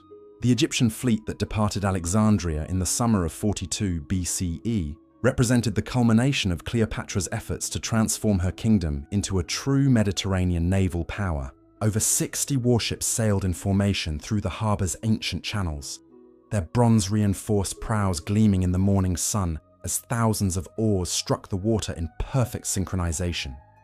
These were not merely transport vessels pressed into military service, but purpose-built fighting ships designed according to the latest innovations in naval architecture. Egyptian shipwrights had studied captured vessels from across the Mediterranean, incorporating the best features of Rhodian engineering, Phoenician construction techniques, and Roman tactical modifications into designs that maximized both speed and combat effectiveness. The flagship that carried Cleopatra herself was a marvel of ancient engineering, stretching nearly 200 feet from stem to stern and powered by multiple banks of oars, manned by skilled Egyptian rowers. Golden decorations adorned its hull, while purple sails bearing the royal insignia proclaimed the presence of Pharaoh to anyone who witnessed the fleet's passage. But beneath this magnificent display lay months of careful preparation that revealed Cleopatra's understanding of how naval warfare had evolved during the Roman civil wars. Her ships carried not just traditional weapons like rams and grappling hooks, but also the newest siege engines adapted for maritime combat. Catapults capable of hurling burning projectiles had been mounted on reinforced decks, while specialized marines trained in boarding tactics were equipped with weapons designed for fighting in the confined spaces of enemy vessels. The intelligence networks Cleopatra had cultivated throughout the eastern Mediterranean provided her with detailed information about the naval forces being assembled by Brutus and Cassius. The liberators had convinced several Greek cities to contribute ships and crews to their cause, while their control of important islands gave them bases from which they could threaten Roman supply lines. More concerning were reports that the liberators were receiving support from kingdoms beyond Rome's traditional sphere of influence. Parthian gold was reportedly funding their operations, while rulers who had previously remained neutral were beginning to calculate whether Brutus and Cassius might offer them better terms than the triumvirs. These developments suggested that the coming conflict would involve far more than a simple struggle between competing Roman factions. The battle would determine whether the Mediterranean would remain unified under Roman authority or fragment into competing spheres of influence that could return the region to the chronic warfare that had characterized earlier centuries. For Cleopatra, sailing toward this decisive confrontation, the stakes could not have been higher. Victory would establish Egypt as an indispensable ally of whoever ultimately controlled Rome, potentially securing the independence and prosperity that had been her objectives since reclaiming her throne. Defeat could mean the destruction of everything she had worked to achieve, the conquest of Egypt by hostile forces, and the end of the Ptolemaic dynasty that had ruled the Nile Valley for 3 centuries. The voyage to the rendezvous point where Egyptian forces would join the triumvir's main fleet provided Cleopatra with final opportunities to review her strategy and prepare for the challenges ahead. She spent hours each day consulting with her naval commanders, refining tactical plans that would maximize Egyptian contributions to the joint operation while minimizing risks to her own forces. These planning sessions revealed the sophistication of the military education Cleopatra had received during her preparation for rule. She understood the importance of maintaining formation during complex maneuvers, the advantages of different tactical approaches depending on wind conditions and enemy positioning, and the crucial role that timing would play in determining the outcome of naval engagements. Her commanders were impressed by their queen's grasp of technical details that many rulers left entirely to their subordinates. She could discuss the relative merits of different ramming techniques, evaluate the effectiveness of various types of projectile weapons, and analyze how the size and design of enemy vessels would influence the tactics most likely to succeed against them. But Cleopatra's approach to military planning extended beyond purely tactical considerations to encompass the broader political implications of different strategic choices. She understood that her forces were participating in a battle that would be remembered throughout history, and that Egyptian performance during the engagement would influence Rome's attitude toward her kingdom for generations to come. This awareness shaped her instructions to her commanders about how Egyptian forces should be deployed during the battle. She wanted her ships positioned where they could make decisive contributions to the victory, demonstrating Egypt's military capabilities while avoiding unnecessary risks that might weaken her kingdom's future negotiating position. The political dimension of the upcoming battle was complicated by the complex relationships among the triumvirs themselves. Despite their formal alliance, Mark Antony and Octavian remained rivals whose cooperation was based on mutual necessity rather than genuine trust or shared vision for Rome's future. Cleopatra's intelligence reports suggested that tensions between the two men were increasing as their joint campaign progressed. Disagreements over strategy, disputes about the distribution of conquered territories, and competition for the loyalty of Caesar's veterans were creating strains that could eventually destroy their partnership. These internal conflicts within the triumvirate created both opportunities and dangers for Egyptian policy. If Cleopatra could position herself as a valuable ally for whichever triumvir ultimately emerged as the dominant partner, Egypt might benefit from the eventual resolution of their rivalry. But if she appeared to favor one over the other prematurely, she might find herself on the losing side of a conflict that could prove even more destructive than the current civil war. Her solution to this dilemma was characteristically sophisticated. She would demonstrate Egypt's value to the triumvirate as a whole, while carefully avoiding actions that might be interpreted as showing preference for either Antony or Octavian individually. Her forces would follow orders from the joint command structure, while maintaining enough independence to avoid being drawn into disputes between Roman leaders. The rendezvous with the main triumvirate fleet took place off the coast of Asia Minor, where hundreds of vessels from across the Roman world had assembled for the campaign against Brutus and Cassius. The sight of so many ships gathered in one location provided a powerful demonstration of the resources that Rome could mobilize when its various factions cooperated. Rather than fighting among themselves, Cleopatra's arrival with her Egyptian squadron was greeted with appropriate ceremony that acknowledged her status as an allied sovereign rather than a subordinate commander. Roman officials who boarded her flagship were clearly impressed by the quality of Egyptian naval construction and the obvious competence of her crews. But the formal courtesies could not entirely mask the underlying tensions that characterized relationships between Romans and their Eastern allies. Some Roman officers made it clear that they viewed Egyptian participation as useful but not essential, while others seemed to regard Cleopatra's presence as an unwelcome complication that might interfere with purely Roman military decision-making. These attitudes revealed the fundamental ambiguity in Rome's approach to governing its expanding dominions. Roman success had been built on the ability to incorporate diverse peoples and cultures into a unified system, but many Romans remained uncomfortable with the idea that non-Romans might play important roles in determining imperial policy. Cleopatra navigated these cultural and political challenges with the diplomatic skills she had developed during years of managing complex relationships with Roman leaders.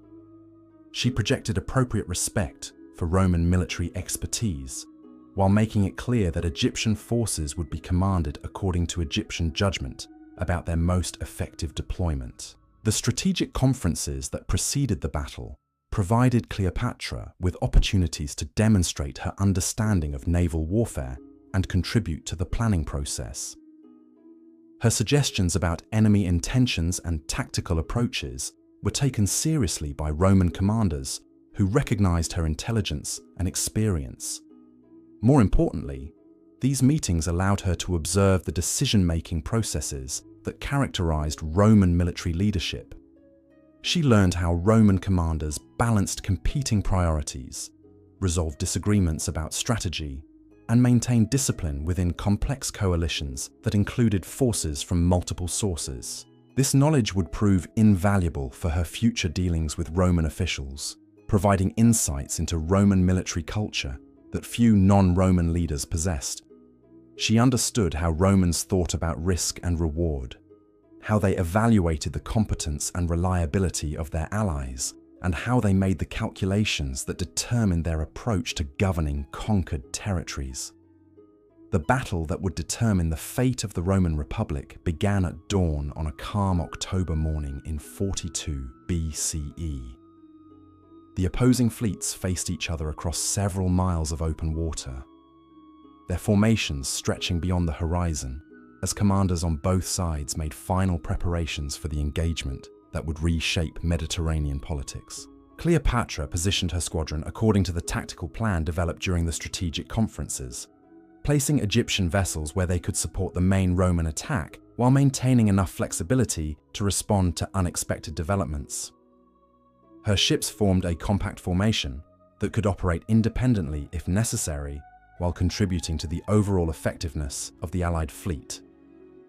The battle itself unfolded over several hours, as the massive fleets maneuvered for advantage in the shifting winds and changing tactical circumstances. Egyptian archers provided covering fire for Roman boarding parties, while Egyptian siege engines targeted enemy vessels that threatened to break through Allied lines. Cleopatra commanded her forces from the deck of her flagship, making tactical decisions based on her observation of the developing battle and communication with other Allied commanders. Her presence at the center of the action demonstrated her personal commitment to the alliance while providing her with first-hand experience of large-scale naval combat. The turning point came when coordinated attacks by Roman and Egyptian forces succeeded in breaking the formation of ships commanded by Cassius, creating gaps in the Liberators' defensive line that allowed Allied vessels to penetrate their rear areas. The psychological impact of this breakthrough was enormous, as crews on both sides could see that the battle's momentum was shifting decisively. What followed was less a continued battle than a systematic destruction of enemy resistance. Ships that had fought courageously while their formation remained intact began surrendering or fleeing when it became clear that continued resistance was hopeless. The Liberators' cause, which had seemed viable just hours earlier, collapsed with stunning rapidity once their naval superiority was broken. Cleopatra's forces played crucial roles during this final phase of the battle, pursuing fleeing enemy vessels and securing the surrender of ships whose crews had lost the will to continue fighting. Egyptian efficiency in these operations impressed Roman observers, who had questioned whether non-Roman forces could maintain discipline during the chaos that typically characterized the closing stages of major naval engagements. The victory was complete and decisive. Brutus and Cassius were both dead, either killed during the fighting or by their own hands when the hopelessness of their situation became apparent. Their surviving supporters were scattered across the eastern Mediterranean, lacking the resources or organization necessary to continue meaningful resistance. For the triumvirs, the battle represented the elimination of their most serious rivals and the establishment of their authority over the entire Roman world. For Cleopatra, it marked her emergence as one of the most important figures in Mediterranean politics, a queen whose military and political capabilities had been demonstrated on the largest possible stage. But victory also created new challenges and opportunities that would test Cleopatra's ability to capitalize on her success while avoiding the dangers that often accompanied rapid changes in international power relationships. The collapse of the liberators had removed one set of threats to Egyptian security, while potentially creating others as the triumvirs began planning how to govern their expanded dominions. The immediate aftermath of the battle saw Cleopatra participating in negotiations that would determine the distribution of territories, resources, and responsibilities among the various members of the victorious coalition. These discussions provided her with opportunities to advance Egyptian interests while demonstrating her value as an ally who deserved favorable treatment. Her negotiating position was stronger than it had ever been before. Egypt had contributed significantly to the victory through both military support and financial resources. Cleopatra had proven her competence as a military commander and political leader. Most importantly, the elimination of alternative sources of support in the Eastern Mediterranean made Egypt's continued alliance more valuable to Roman leaders. The agreements that emerged from these post-battle negotiations reflected Cleopatra's improved bargaining position. Egypt received guarantees of territorial integrity that were more comprehensive than previous arrangements. Egyptian trading rights were expanded to include access to markets that had previously been restricted. Most significantly, Caesarion's status as a member of Caesar's family was reaffirmed with provisions that could potentially support future claims to political inheritance. But these diplomatic successes were accompanied by developments that would ultimately prove more significant for Cleopatra's long-term prospects. During the extended negotiations that followed the battle, she found herself working most closely with Mark Antony, who had been assigned responsibility for governing Rome's eastern provinces. Antony was a complex figure whose reputation for military competence was balanced by concerns about his personal judgment and political reliability. He had been one of Caesar's most trusted lieutenants, but his relationships with other Roman leaders were often complicated by his impulsive temperament and his tendency to make commitments that exceeded his authority. The partnership that developed between Cleopatra and Antony during this period began as a practical alliance based on mutual benefit and shared objectives. Egypt needed Roman protection and support for its continued independence. Antony needed Egyptian resources and expertise for governing the diverse territories that had been placed under his authority, but their professional relationship gradually evolved into something more personal and politically significant. Both were experienced rulers who understood the complexities of governing in a world dominated by competing powers and shifting alliances. Both had demonstrated their ability to make difficult decisions under pressure while maintaining the flexibility necessary for survival in rapidly changing circumstances. Their growing partnership would ultimately reshape the balance of power within the Roman world, while creating new possibilities for Egyptian influence in Mediterranean politics. But it would also generate opposition from Romans who viewed the relationship as evidence that Eastern influences were corrupting traditional Roman values and institutions. The woman who had once smuggled herself into Alexandria to forge an alliance with Julius Caesar was about to embark on an even more consequential partnership that would determine not only her own fate, but the future relationship between East and West in the ancient world. The battle that had established her as one of the most powerful rulers in the Mediterranean was only the beginning of a new phase in her extraordinary career. As Egyptian ships loaded with treasure and glory prepared for their return voyage to Alexandria, Cleopatra stood once again on her flagship's deck, contemplating the opportunities and challenges that victory had created. She had achieved everything she had hoped for when she first decided to support the triumvirate's cause, but success had also created new responsibilities and dangers that would require all her intelligence and experience to manage effectively. The queen, who had transformed herself from exiled princess to Mediterranean power broker, was about to discover whether her remarkable political skills were sufficient to navigate the even more complex challenges that awaited her in the years ahead. The alliance with Antony that was beginning to form would either secure Egypt's independence and prosperity for generations to come, or lead to the final destruction of the dynasty she had fought so hard to preserve. The gentle waves that carried her fleet toward home whispered of the momentous changes that were already beginning to reshape the ancient world. Changes that would test every lesson Cleopatra had learned during her incredible journey from powerless teenager to one of history's most influential rulers. The months following Cleopatra's triumphant return to Alexandria marked a period of unprecedented prosperity and political influence for Egypt. The victory over Brutus and Cassius had not only secured the kingdom's independence, but had also elevated Cleopatra to a position where her voice carried weight in the councils that were reshaping the Mediterranean world. Her palace became a center of diplomatic activity as representatives from across the Roman territories sought audiences with the queen whose military and financial contributions had proven so decisive in the recent conflict. Governors from Syria and Asia Minor requested Egyptian assistance with their administrative challenges. Merchant princes from Rhodes and Cyprus proposed new trading partnerships that would benefit from Egypt's enhanced political status. But beneath this surface of diplomatic success, Cleopatra was carefully observing developments within the triumvirate that would ultimately determine Egypt's long-term security.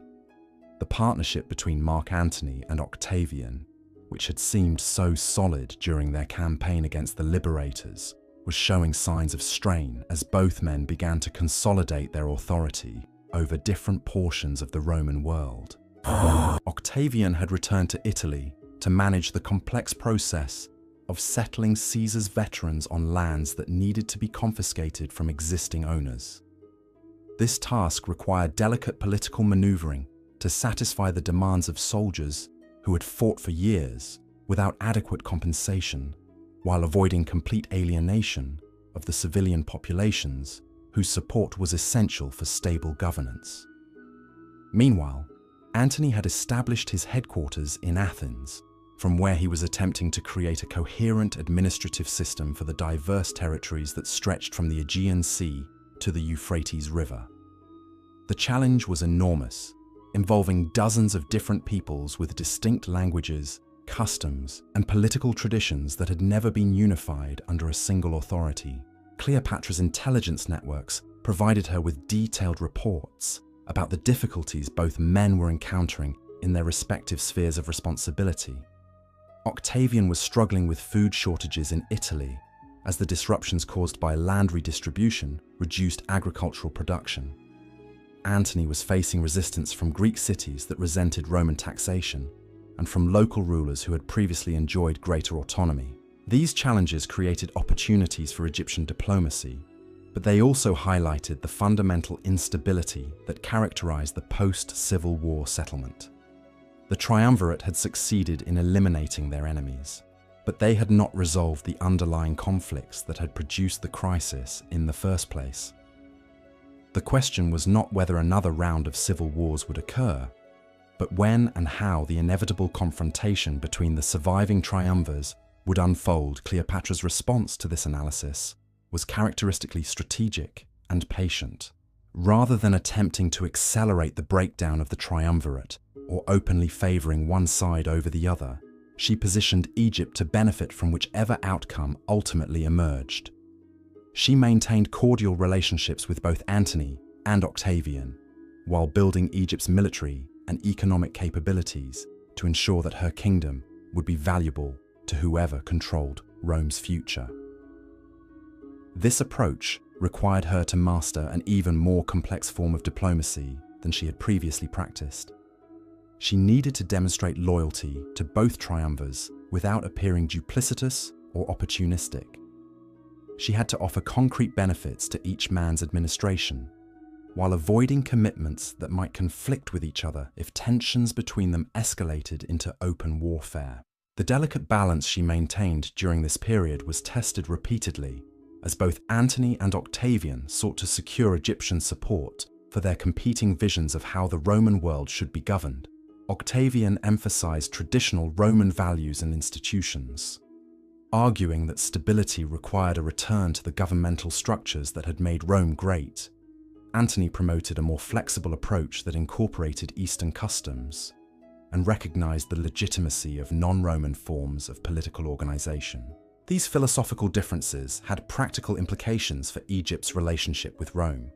Octavian's traditionalist approach suggested that client kingdoms would need to conform more closely to Roman administrative procedures and cultural norms. Antony's flexibility implied that Egypt might be able to maintain greater autonomy while still contributing to Roman strategic objectives. But Cleopatra understood that the personal relationship between the two triumvirs was ultimately more important than their stated policy preferences.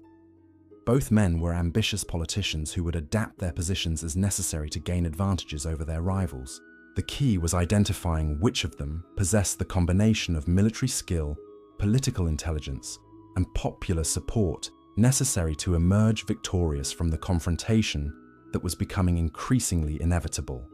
Her assessment of this crucial question was influenced by direct observation of both men during the extended negotiations that had followed the victory over Brutus and Cassius. She had seen Octavian's methodical approach to complex problems, and his ability to maintain discipline among subordinates who might be tempted to pursue their own interests. She had also witnessed Antony's charismatic leadership style and his genuine understanding of the eastern territories that formed such an important part of the Roman world. Both men possessed significant strengths, but they also had weaknesses that could prove decisive in a direct confrontation. Octavian's youth and limited military experience made him dependent on advisors and generals whose loyalty might not survive a serious crisis. Antony's impulsive temperament and reputation for self-indulgence created vulnerabilities that skilled opponents could exploit.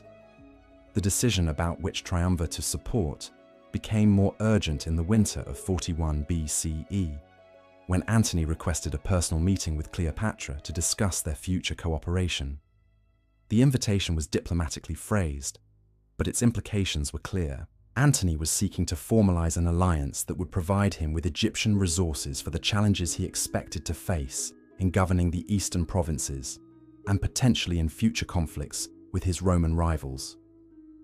Cleopatra's response to this invitation would determine not only Egypt's immediate diplomatic alignment, but also her personal relationship with one of the most powerful men in the Roman world. The meeting could establish a partnership that would secure Egyptian interests for years to come, or it could create commitments that would prove costly if Antony's position weakened or if his rivalry with Octavian escalated beyond the point of peaceful resolution. The location Antony proposed for their meeting was symbolically significant.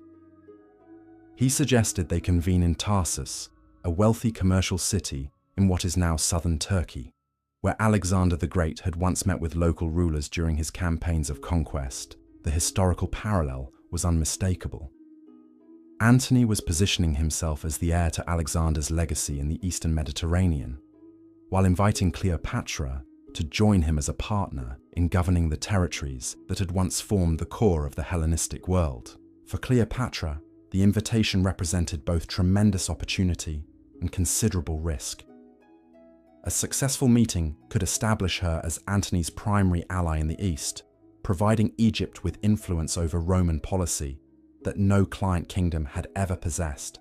But the personal nature of the proposed alliance could also create enemies among Romans, who viewed close relationships between their leaders and Eastern rulers as evidence of corruption or disloyalty to traditional Roman values. Her decision to accept the invitation demonstrated the confidence she had gained through her previous diplomatic successes. She understood that Egypt's security ultimately depended on maintaining favorable relationships with whoever controlled Roman policy, and the current circumstances suggested that Antony was likely to be the dominant figure in Eastern affairs for the foreseeable future. But Cleopatra was determined to ensure that the meeting would take place on terms that emphasized her status as an independent ruler rather than a subordinate seeking favor.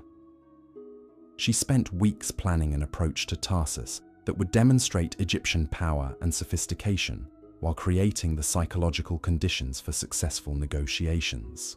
The spectacle she created for her arrival at Tarsus would become one of the most famous episodes in ancient history, though later accounts would often focus on romantic elements while overlooking the sophisticated political calculations that shaped every aspect of her presentation. Cleopatra understood that first impressions were crucial in diplomatic encounters, and she was determined to establish herself as a worthy partner, rather than merely another Eastern ruler seeking Roman protection.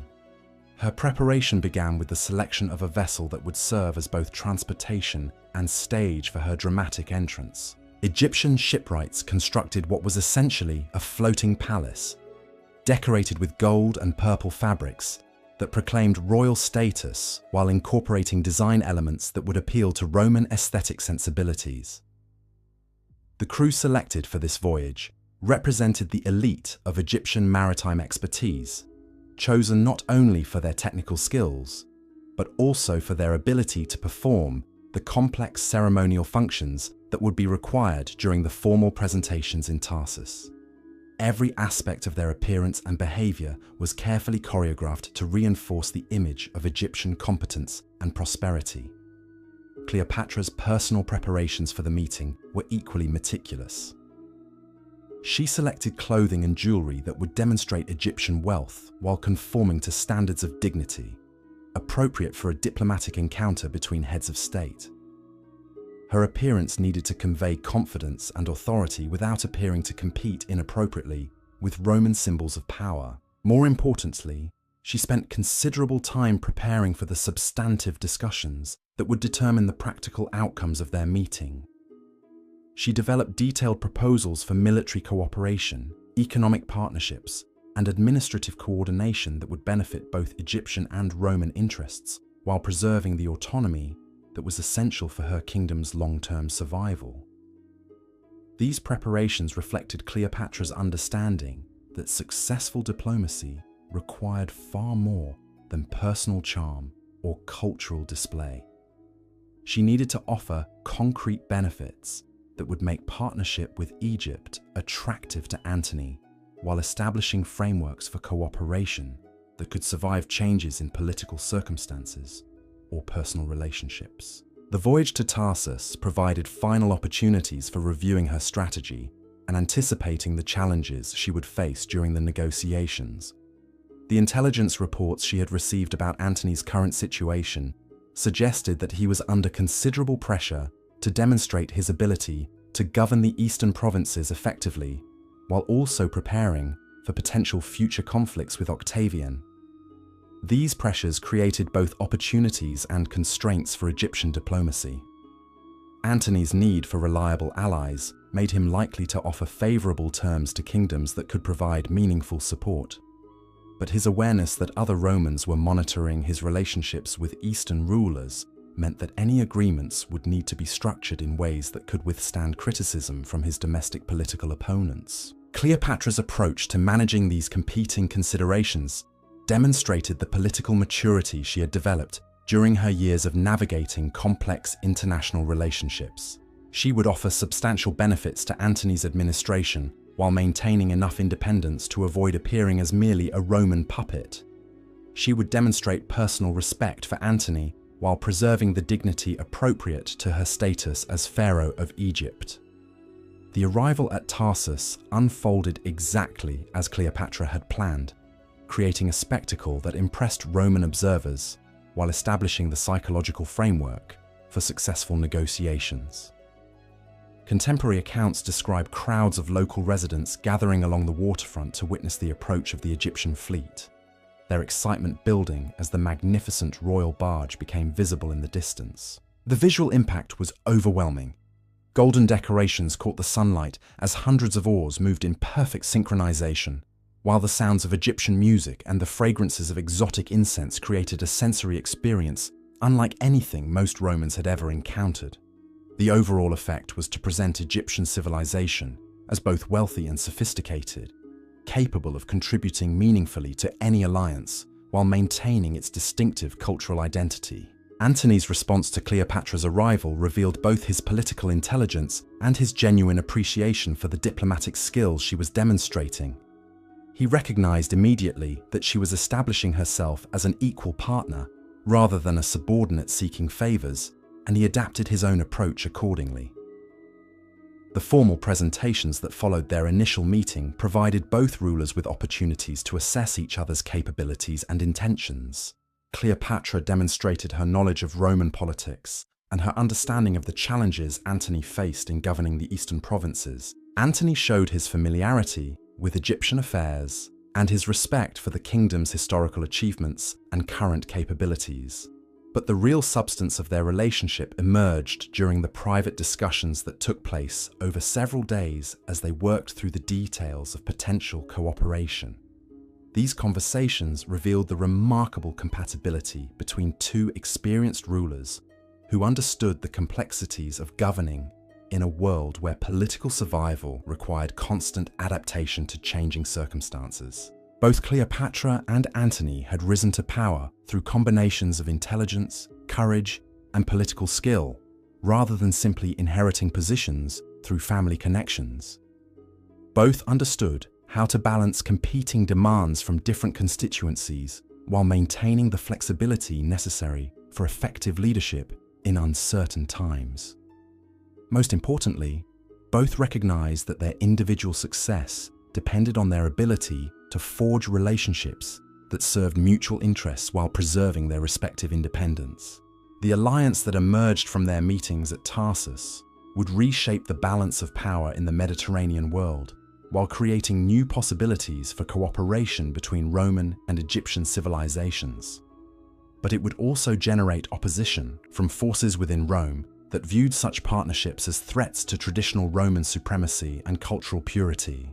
The personal relationship that developed alongside their political alliance added another dimension of complexity to an already intricate diplomatic situation.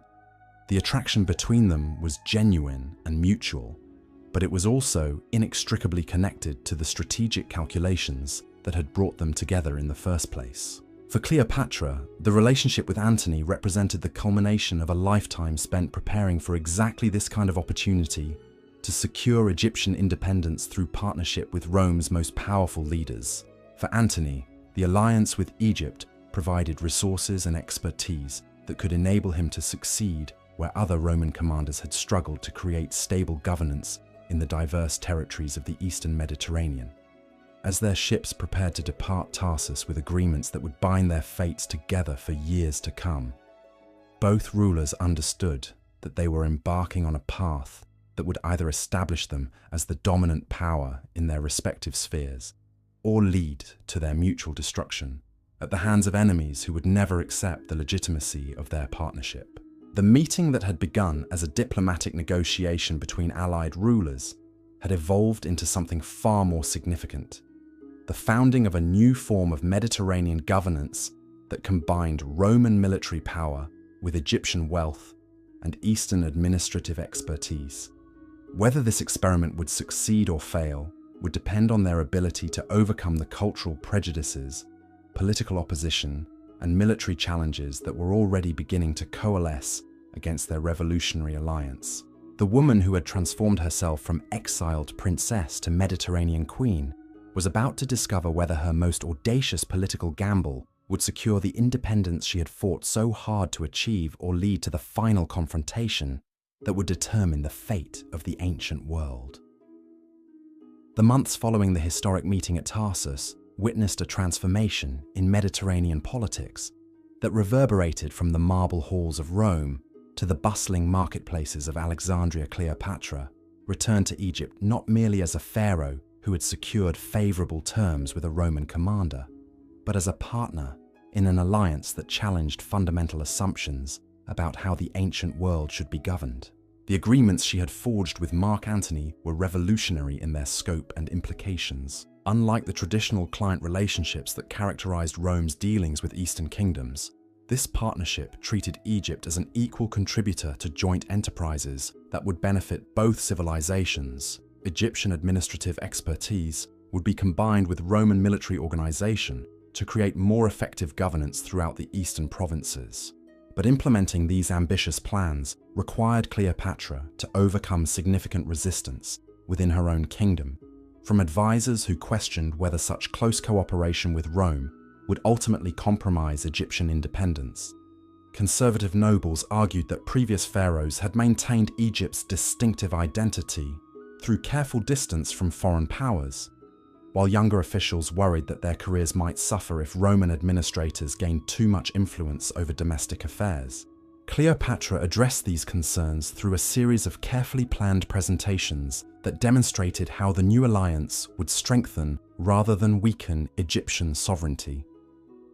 She explained that partnership with Antony would provide Egypt with protection against potential threats from Parthia and other Eastern powers, while creating new opportunities for Egyptian merchants and scholars to expand their influence throughout the Mediterranean world. More persuasively, she pointed to the concrete benefits that were already flowing from the alliance. Roman engineering expertise was being applied to improve Alexandria's harbour facilities, while Egyptian agricultural techniques were being introduced in Roman territories where they could increase crop yields.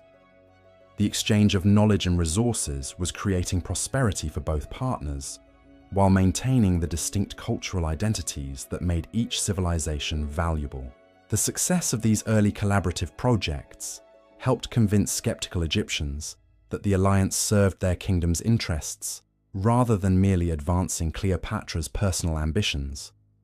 Provincial governors reported increased trade revenues as new markets opened for Egyptian goods. Temple priests found Roman scholars eager to learn about Egyptian religious and philosophical traditions. Military commanders appreciated access to Roman tactical innovations that could improve Egypt's defensive capabilities. But Cleopatra understood that the ultimate test of her alliance with Antony would come when they faced opposition from forces within Rome that viewed their partnership as a threat to traditional Roman supremacy.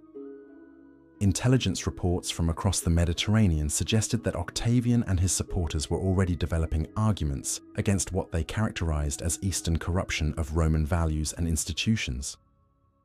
These criticisms focused particularly on the personal dimension of the relationship between Cleopatra and Antony, which Roman traditionalists portrayed as evidence that foreign influences were undermining the moral discipline that had made Rome great.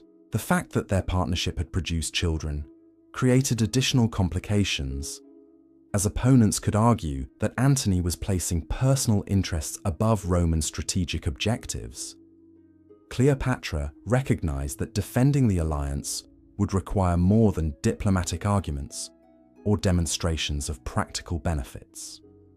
She needed to build broader support within Roman society for the idea that cooperation with Eastern civilizations could strengthen rather than weaken Roman power. This meant engaging with Roman intellectuals, merchants, and military officers who might appreciate the advantages of partnership even if they were initially suspicious of foreign influence. Her approach to this challenge revealed the sophisticated understanding of Roman culture she had developed through years of careful observation and analysis.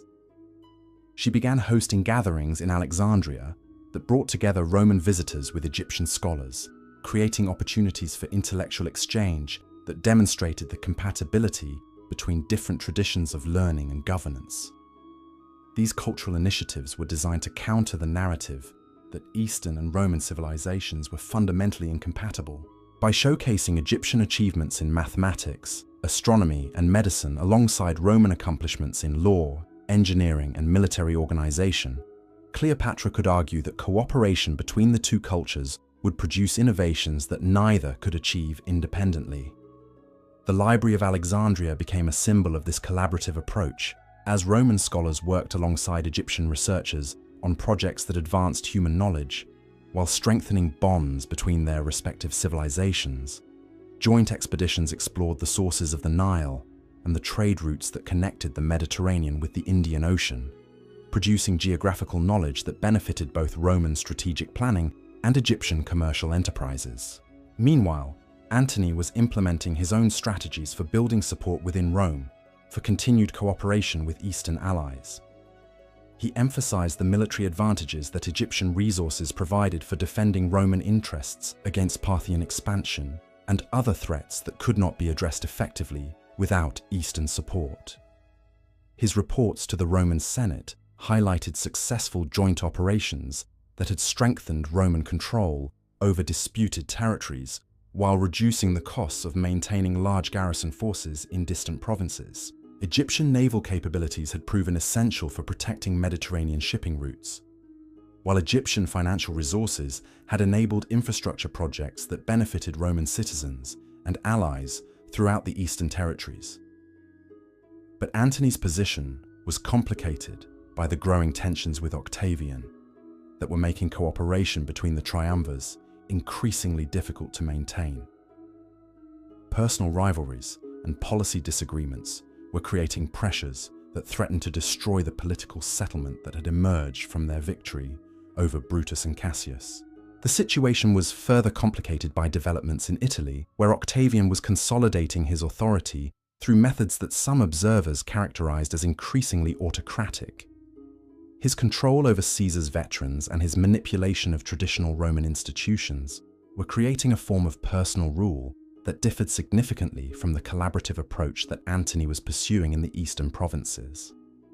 These differences in governing style reflected deeper philosophical disagreements about how the Roman world should be organized and administered. Octavian represented continuity with traditional Roman approaches that emphasized centralized control and cultural uniformity. Antony advocated for more flexible arrangements that could accommodate the diversity of peoples and customs that characterized the expanded Roman territories. For Cleopatra, these tensions within the triumvirate created both opportunities and dangers. If Antony succeeded in maintaining his authority over the eastern provinces while building broader support for his approach to governance, Egypt could benefit from continued partnership with a leader who appreciated the value of Eastern contributions to Roman success. But if Octavian managed to eliminate Antony as a rival and impose his vision of Roman supremacy throughout the Mediterranean, Egypt might face demands for greater subordination that could threaten the independence Cleopatra had worked so hard to preserve. The challenge was determining how to prepare for either outcome while avoiding actions that might accelerate the confrontation between the two Roman leaders. Cleopatra needed to maintain her alliance with Antony while preserving enough flexibility to adapt to changed circumstances if his position weakened or if opportunities emerged for accommodation with Octavian. Her strategy during this delicate period involved strengthening Egypt's internal capabilities while building relationships that could survive changes in Roman leadership. She continued investing in military improvements that would make Egypt a more valuable ally, regardless of which Roman faction ultimately controlled imperial policy. Simultaneously, she worked to expand Egyptian influence throughout the Eastern Mediterranean through diplomatic and commercial initiatives that did not depend entirely on Roman support.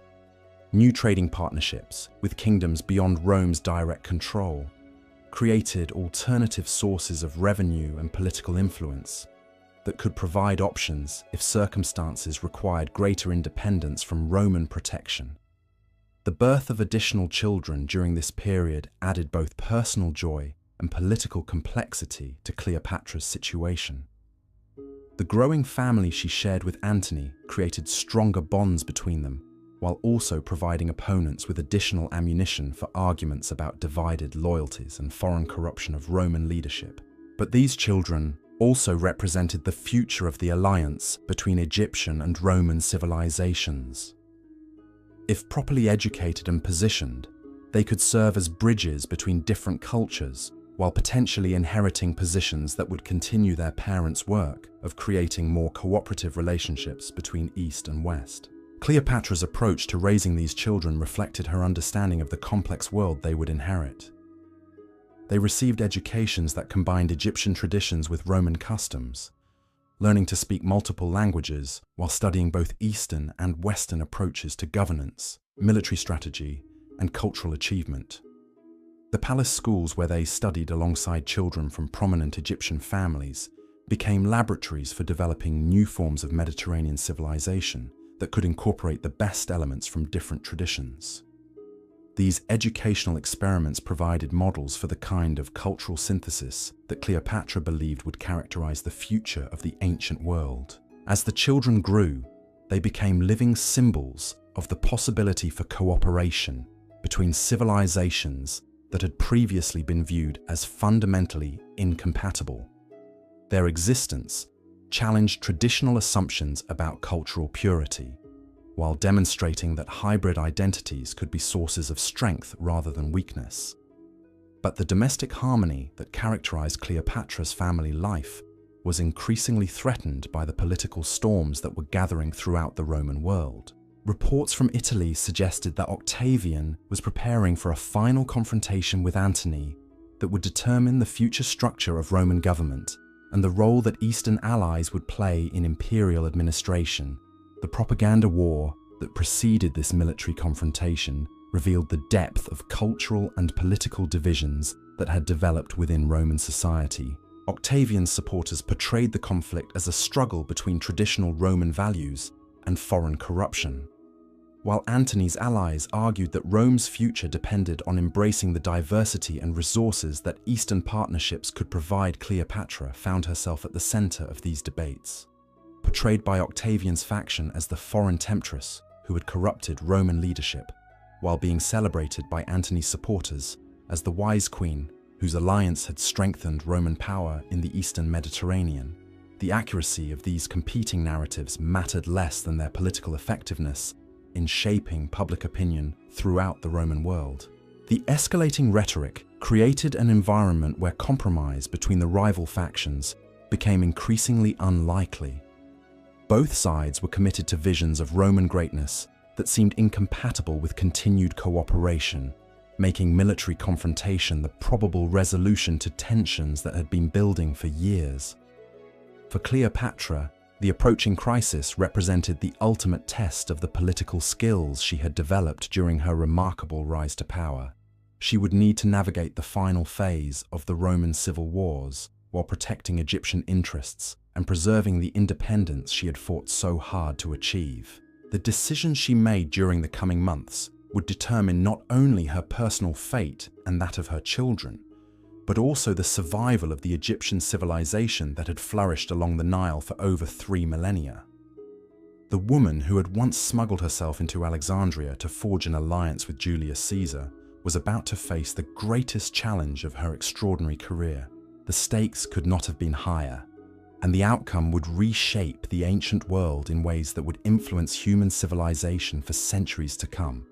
Everything Cleopatra had learned about power, diplomacy, and survival would be tested in a final confrontation that would either establish her as one of history's most successful rulers or mark the end of an era that had begun with Alexander's conquest of Egypt 3 centuries earlier.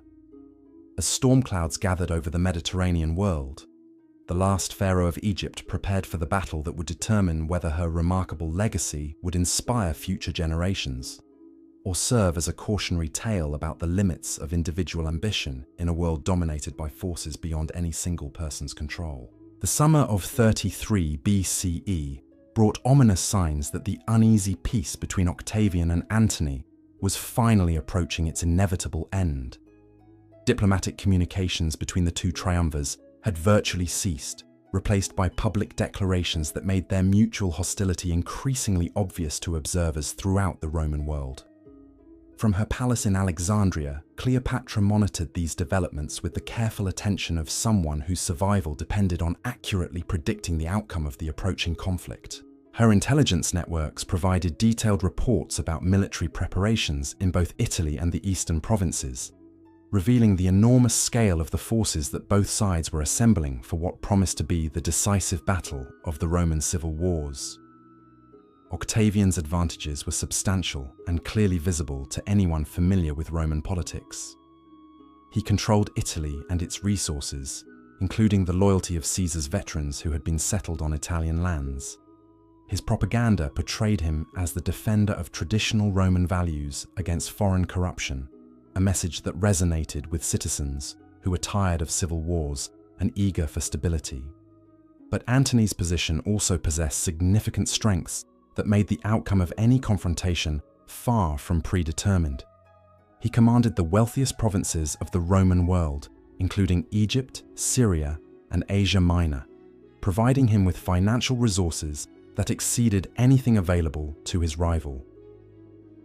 His military experience was extensive, and his reputation among professional soldiers remained formidable despite the criticisms directed at his personal life. Most importantly for Egyptian interests, Antony's approach to governing the Eastern territories had demonstrated genuine appreciation for non-Roman contributions to imperial success. His willingness to work with local rulers and incorporate Eastern administrative practices had created more stable and prosperous conditions than had existed under previous Roman arrangements. Cleopatra's analysis of the strategic situation convinced her that supporting Antony remained Egypt's best option for preserving the independence and prosperity she had worked so hard to achieve. The alternative of accommodation with Octavian seemed likely to result in greater subordination to Roman control and the loss of the special relationship that had made Egypt such an influential player in Mediterranean politics. But she also understood that her kingdom's survival could not depend entirely on Antony's success in the coming conflict. Egypt needed to be prepared for any outcome, including scenarios where neither triumvir emerged completely victorious, or where the Roman world fragmented into competing spheres of influence that might create new opportunities for independent action. Her preparations during this crucial period revealed the comprehensive understanding of statecraft she had developed during her years as pharaoh. Military forces were strengthened and positioned to defend Egyptian territory, while also being available to support Antony's operations if circumstances required joint action. Economic resources were accumulated and protected to ensure that Egypt could survive disruptions to normal trade relationships. Diplomatic initiatives were launched to maintain relationships with neutral parties who might play important roles in post-conflict settlements, regardless of which Roman faction ultimately prevailed. These efforts included communications with Persian and Arabian rulers who had remained outside Roman control, as well as with Greek cities and minor kingdoms that might regain some independence if Roman authority weakened. The complexity of these preparations required Cleopatra to manage multiple competing priorities simultaneously, while maintaining the appearance of confident leadership that was essential for domestic stability. She needed to prepare for war without provoking premature conflict, accumulate resources without damaging Egypt's economy, and build alternative relationships without appearing disloyal to existing alliances. The psychological pressure of this period was enormous, but Cleopatra drew strength from her previous experiences of surviving political crises through careful planning and decisive action. She had overcome seemingly impossible challenges before by maintaining clarity about her objectives while adapting her methods to changing circumstances.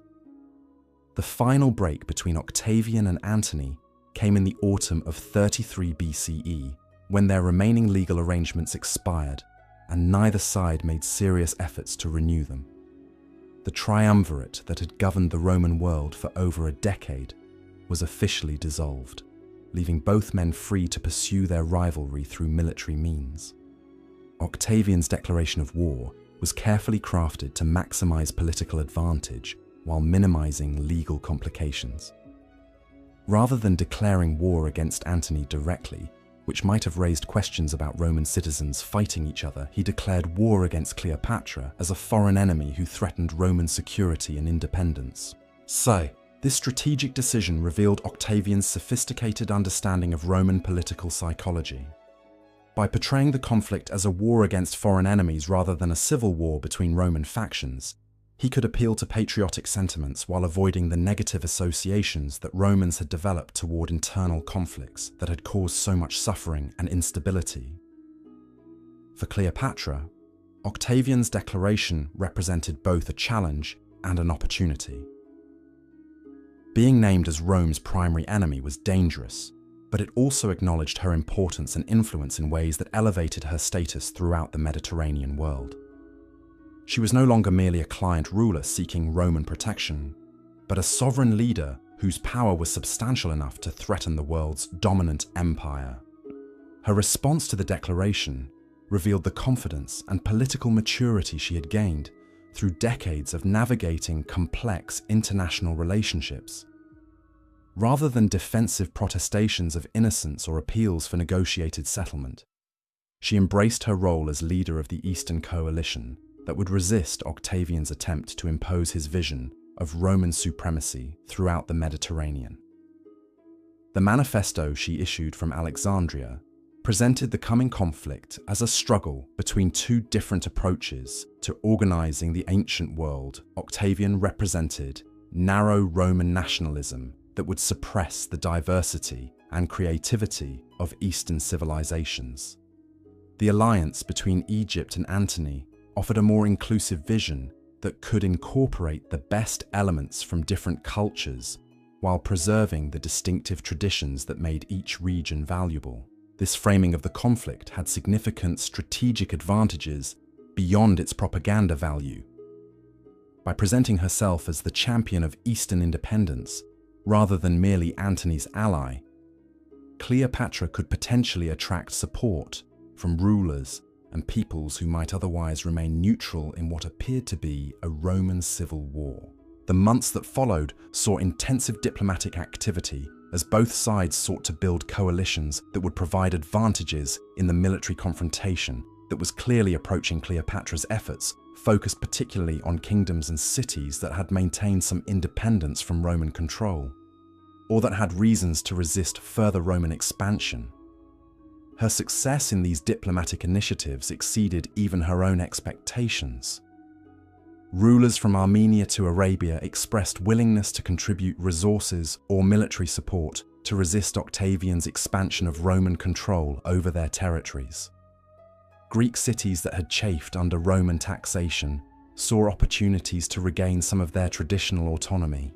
But the most significant diplomatic achievement was securing the active support of several Roman senators and military commanders who had concluded that Octavian's increasingly autocratic behavior threatened the republican institutions they had sworn to defend. These defections provided the Eastern coalition with legitimacy within Roman political culture, while also contributing military expertise and knowledge of Octavian's strategic planning. The coalition that emerged from these diplomatic efforts was more diverse and extensive than anything the Mediterranean world had seen since the campaigns of Alexander the Great. It included traditional monarchies and democratic city-states, wealthy trading centers and agricultural regions, veteran Roman legions and exotic Eastern cavalry units. Managing this diverse alliance required all of Cleopatra's diplomatic skills and cultural understanding. She needed to coordinate military operations between forces that used different languages, tactical systems, and command structures, while maintaining unity of purpose among leaders whose ultimate objectives might diverge significantly. The logistical challenges were equally daunting. Supplying and coordinating armies scattered across thousands of miles of territory required administrative capabilities that exceeded anything previously attempted in ancient warfare. Egyptian organizational expertise became crucial for managing the complex supply chains and communication networks that held the coalition together. As winter turned to spring in 32 BCE, both sides completed their preparations for the campaign that would determine the future of the ancient world. The forces assembled for this conflict dwarfed anything seen in previous Roman civil wars, reflecting the enormous resources that both coalitions had mobilized for their final confrontation. Cleopatra's personal involvement in these preparations demonstrated her evolution from diplomatic negotiator to active military leader. She participated in strategic planning sessions, supervised the construction of warships specifically designed for the naval battles that were expected to play crucial roles, and worked directly with commanders to ensure that Egyptian forces could operate effectively alongside their diverse allies. The woman who had once risked everything to forge an alliance with Julius Caesar was now commanding resources and wielding influence that made her one of the most powerful individuals in the ancient world. But she also understood that all her achievements would be meaningless if the coming battle resulted in defeat and the destruction of everything she had worked to build. The stakes of the approaching confrontation extended far beyond personal survival or even Egyptian independence. The outcome would determine whether the Mediterranean world would be unified under a single Roman authority or remain a diverse collection of civilizations that could interact as equals while maintaining their distinctive identities. For Cleopatra, The battle represented the culmination of a lifetime spent preparing for exactly this moment, when individual skill and determination could influence the course of human history.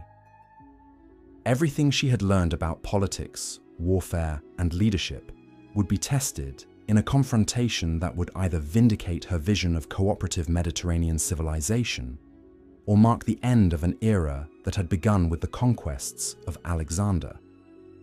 As her fleet prepared to sail from Alexandria's harbour for the final time, Cleopatra stood once more on the palace balcony where she had contemplated so many crucial decisions during her remarkable reign.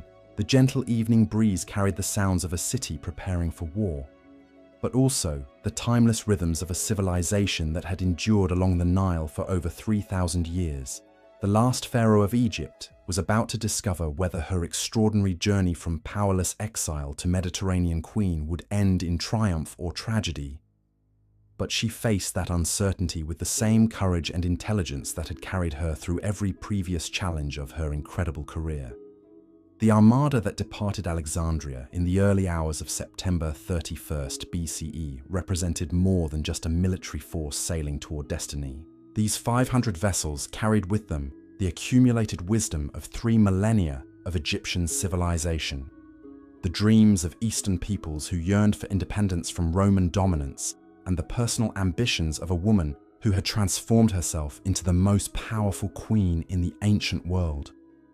Cleopatra's flagship, magnificent beyond anything the Mediterranean had ever witnessed, cut through the gentle swells as its golden prow pointed toward the coast of Greece, where Octavian's forces were gathering for the confrontation that would reshape the ancient world.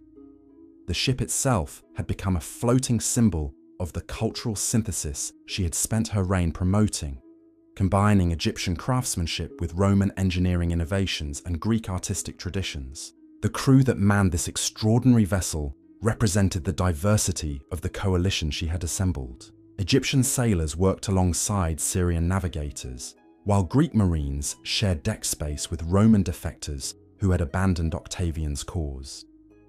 Their ability to function as a unified fighting force, despite their different backgrounds and languages, demonstrated the practical viability of the inclusive approach to governance that Cleopatra and Antony were championing. But beneath the surface unity lay tensions and uncertainties that reflected the enormous challenges facing any attempt to unite such diverse peoples under a single command structure. Language barriers created communication difficulties that could prove fatal during the confusion of naval combat. Cultural differences in military traditions and tactical preferences required constant negotiation and compromise to maintain operational effectiveness. Most significantly, the personal loyalties of individual commanders remained divided between their immediate obligations to the coalition and their longer-term concerns about survival in a world where backing the losing side could mean death or exile for themselves and their families. The pragmatic calculations that had brought these forces together could just as easily tear them apart if circumstances changed, or if alternative opportunities for advancement appeared. Cleopatra understood these vulnerabilities better than anyone, having spent months observing the complex dynamics within her own alliance, while also monitoring intelligence reports about similar problems affecting Octavian's forces. The key to victory would not be eliminating these tensions entirely, which was impossible, but managing them effectively enough to maintain coalition unity during the crucial phases of the upcoming battle. Her approach to this challenge revealed the sophisticated leadership skills she had developed during her years of governing Egypt and managing relationships with Roman leaders. Rather than pretending that problems did not exist or attempting to impose artificial harmony through authoritarian control, she acknowledged difficulties openly while working to address their underlying causes. Regular councils brought together commanders from different contingents to discuss tactical coordination and resolve disputes before they could undermine operational effectiveness. Cultural liaisons helped translate not just languages, but also the different military traditions and expectations that shaped how various units preferred to fight and be commanded. Most importantly, Cleopatra ensured that all coalition members understood the broader strategic objectives that made their cooperation essential. The battle they were approaching was not merely another Roman civil war where the winner would simply replace the loser in controlling the same imperial system. It was a fundamental struggle over whether the Mediterranean world would be governed through centralized Roman authority or through more flexible arrangements that preserve space for diverse civilizations to flourish. The voyage toward their rendezvous with Antony's forces provided final opportunities for Cleopatra to refine her strategy and prepare for the challenges that lay ahead. Intelligence reports suggested that Octavian had assembled a formidable fleet of his own, commanded by experienced Roman admirals who understood the tactical innovations that had made Roman naval power so effective during previous Mediterranean conflicts.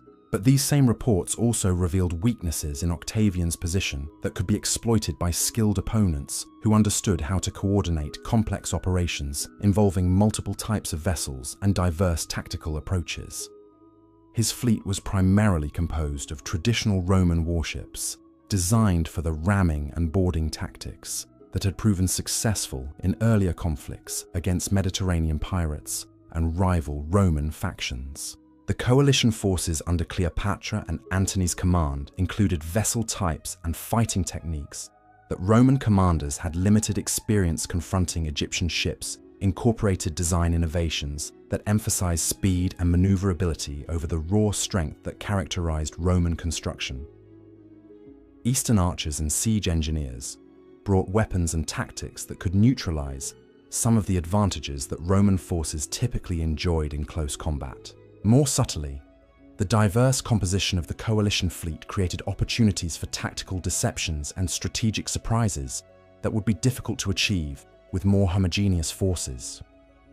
Units that appeared to be retreating or withdrawing could actually be repositioning themselves for flanking attacks that enemy commanders might not anticipate from forces they assumed were operating according to familiar Roman or Greek tactical doctrines.